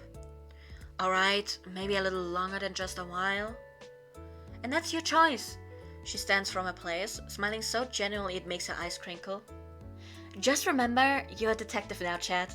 You've reached pretty high in your career. You're allowed to enjoy the rest of your life too, you know? I purse my lips, then I tap a few keys on the computer, so that the monitor flashes to life, unsure how to respond to Tina. You're a strong, independent person, she continues, and I flicker my gaze over the top of my screen to meet hers. You deserve a strong, independent person at your side. Another smile curves her lips. And it wouldn't hurt if they were easy on the eyes, right? I finally crack out a grin. Alright, I get your point. But this murder takes priority right now. Oh, that reminds me, she says, pausing on her way out. I came in here to tell you I found out who the victim was. A heaviness hits me like a brick to my chest. Who was she? Janet Greenland, Tina says, her brows shifting into sympathy. Poor girl. She was an engineer. She was here looking for a place to rent, trying to get away from the crime of the big city. Kind of ironic, isn't it? She turns and leaves, a somber air having fallen over my office at the news. I turn my focus back to my computer, hoping I might be able to figure out what to do next. Later that night, near the center of town. You are a handsome man. Where are you, Dr. Murphy? The new Dr. Ethan Murphy says, glancing down at the photo ID badge, now pinned to his jacket. Replacing the photo with his own would have to be done soon, but that could wait until tomorrow. Feeding had to be his focus now. Murphy darts through the shadowed streets, frowning when the buzz of the lampposts makes his head ache. He does much better in moonlight only, so he heads towards one of the darker areas between the flat, boring buildings. There has to be someone around, even in the backward hole of a town. He mutters. He scans the back doors of the apartment buildings. They line the walls like fridge doors, down the aisle of a supermarket. The scent of humans inside seeps through the bricks, searing his nose, and he muffles his hungry groans with his hand. He hasn't fed in weeks, which was a mistake. His last failed experiments had to be due in part to his hunger. Eating straight from the source is not his preferred method of fulfilling his needs, but he has little choice due to being run out of his accommodations by that stupid pack of agents. Murphy's lips curl in disgust. Just the thought of them makes his skin itch. The agency is useless, a bunch of power-hungry humans and their supernatural pets. Murphy spits onto the street, the thought of them leaving a vile taste in his mouth. Having to live in the shadows rather than taking their place at the top in this world, and all because of fear of the agency's wrath. He was beginning to wear thin on many of his kind. Killing the unit that had resided in Wayhaven had helped to dispel some of his pent-up rage. It had also been somewhat of a perk when he'd overheard them speaking about another potential victim in this town. Of course, they hadn't revealed anything further upon him asking. Torture isn't his forte, even if death is. Still, learning there's another potential vessel out there had given him hope once more, when he had feared his last attempt was the final one. Wayhaven isn't that big. He'll find his new one eventually. And once he has them... Oh, crushing the agency will be like crushing ants beneath his boot. A smile tugs at his pale lips, his steps speeding with renewed intent. The time of the agency and the cuddled supernaturals will be at an end soon enough. But for now, feeding has to be his priority. That fact is made obvious by the stinging of his dry throat and the pain which races throughout his blood. It really has been too long since he's fed. Yet, even in a careful town like this one, lost lambs continue to stray from the flock. Murphy draws to a stop at the exit of an alleyway. Lamplight pools down onto the pavement below, highlighting a slim figure bundled up and marching so fast through the opposite alleyway they're almost sprinting. Probably afraid of what lurks in the shadows. Murphy chuckles at the thought. In a flash of movement, he steps out in front of the walker. The youthful face of the young boy stares back at him, wide-eyed. Where did you come? He stammers. Shh, Murphy coos, taking the boy's hand in both of his and staring into his eyes with unwavering intensity. Why don't you relax? For a few seconds, the boy struggles to yank his hand back, but the resistance finally melts. The boy's cornflower blue eyes mist over, and an absent-minded smile lands on his lips. Murphy grins wide, one arm seizing the boy's waist and yanking him closer. His free hand tips the youth's head to one side.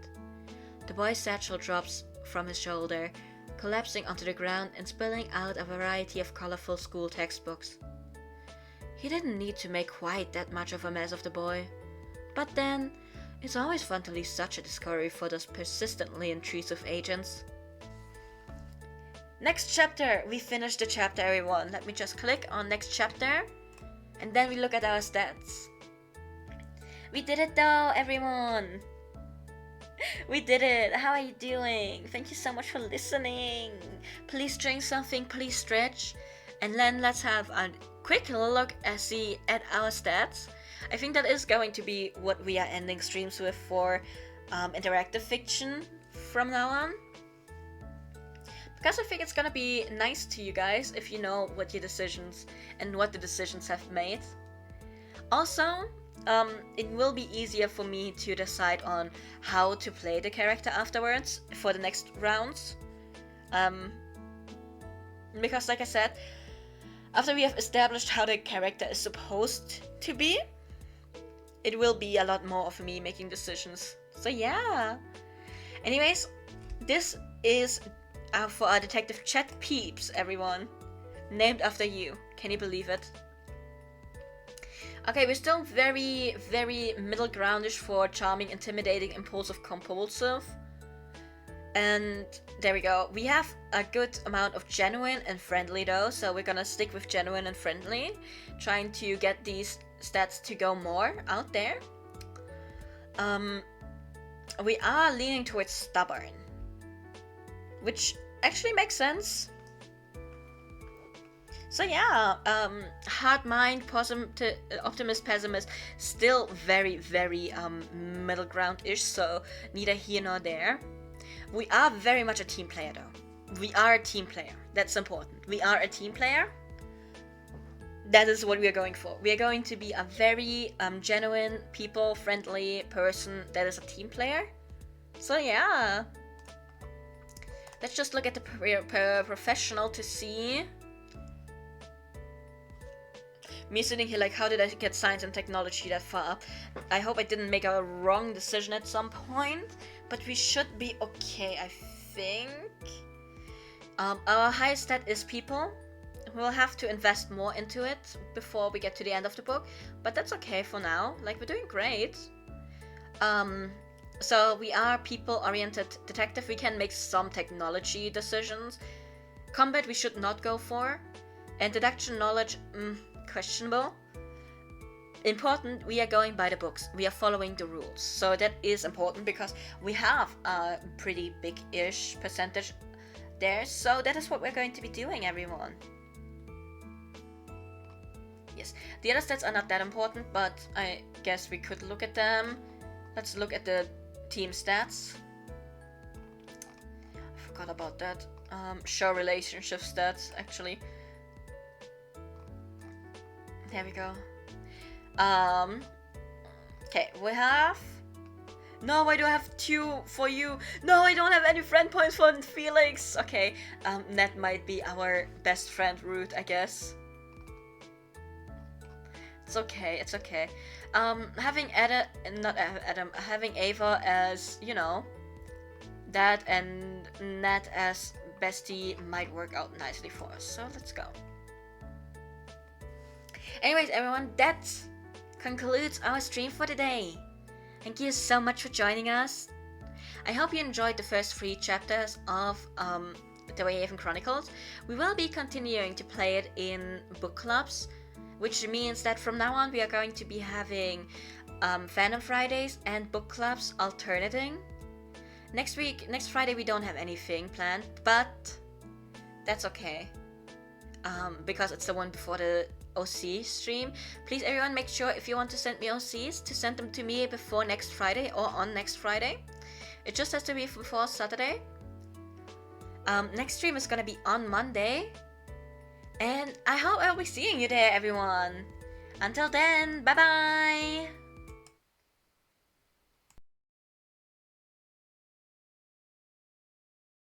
Also, wait, where is he? There he is. This here is Ein. He's my husband. I love him. He could do nothing. He could commit war crimes and I would still love him. He is also in love with us. It's alright. Also, we have a child. This is Theme. She's our daughter. We love her. Look, she has the same hair color. It's our daughter. Look, they are looking at each other. They're a small family. I need to introduce the husband to everyone. At least I kind of know which way to go. That's wrong. I went the exact wrong way. Now I actually have to pay attention to enemies.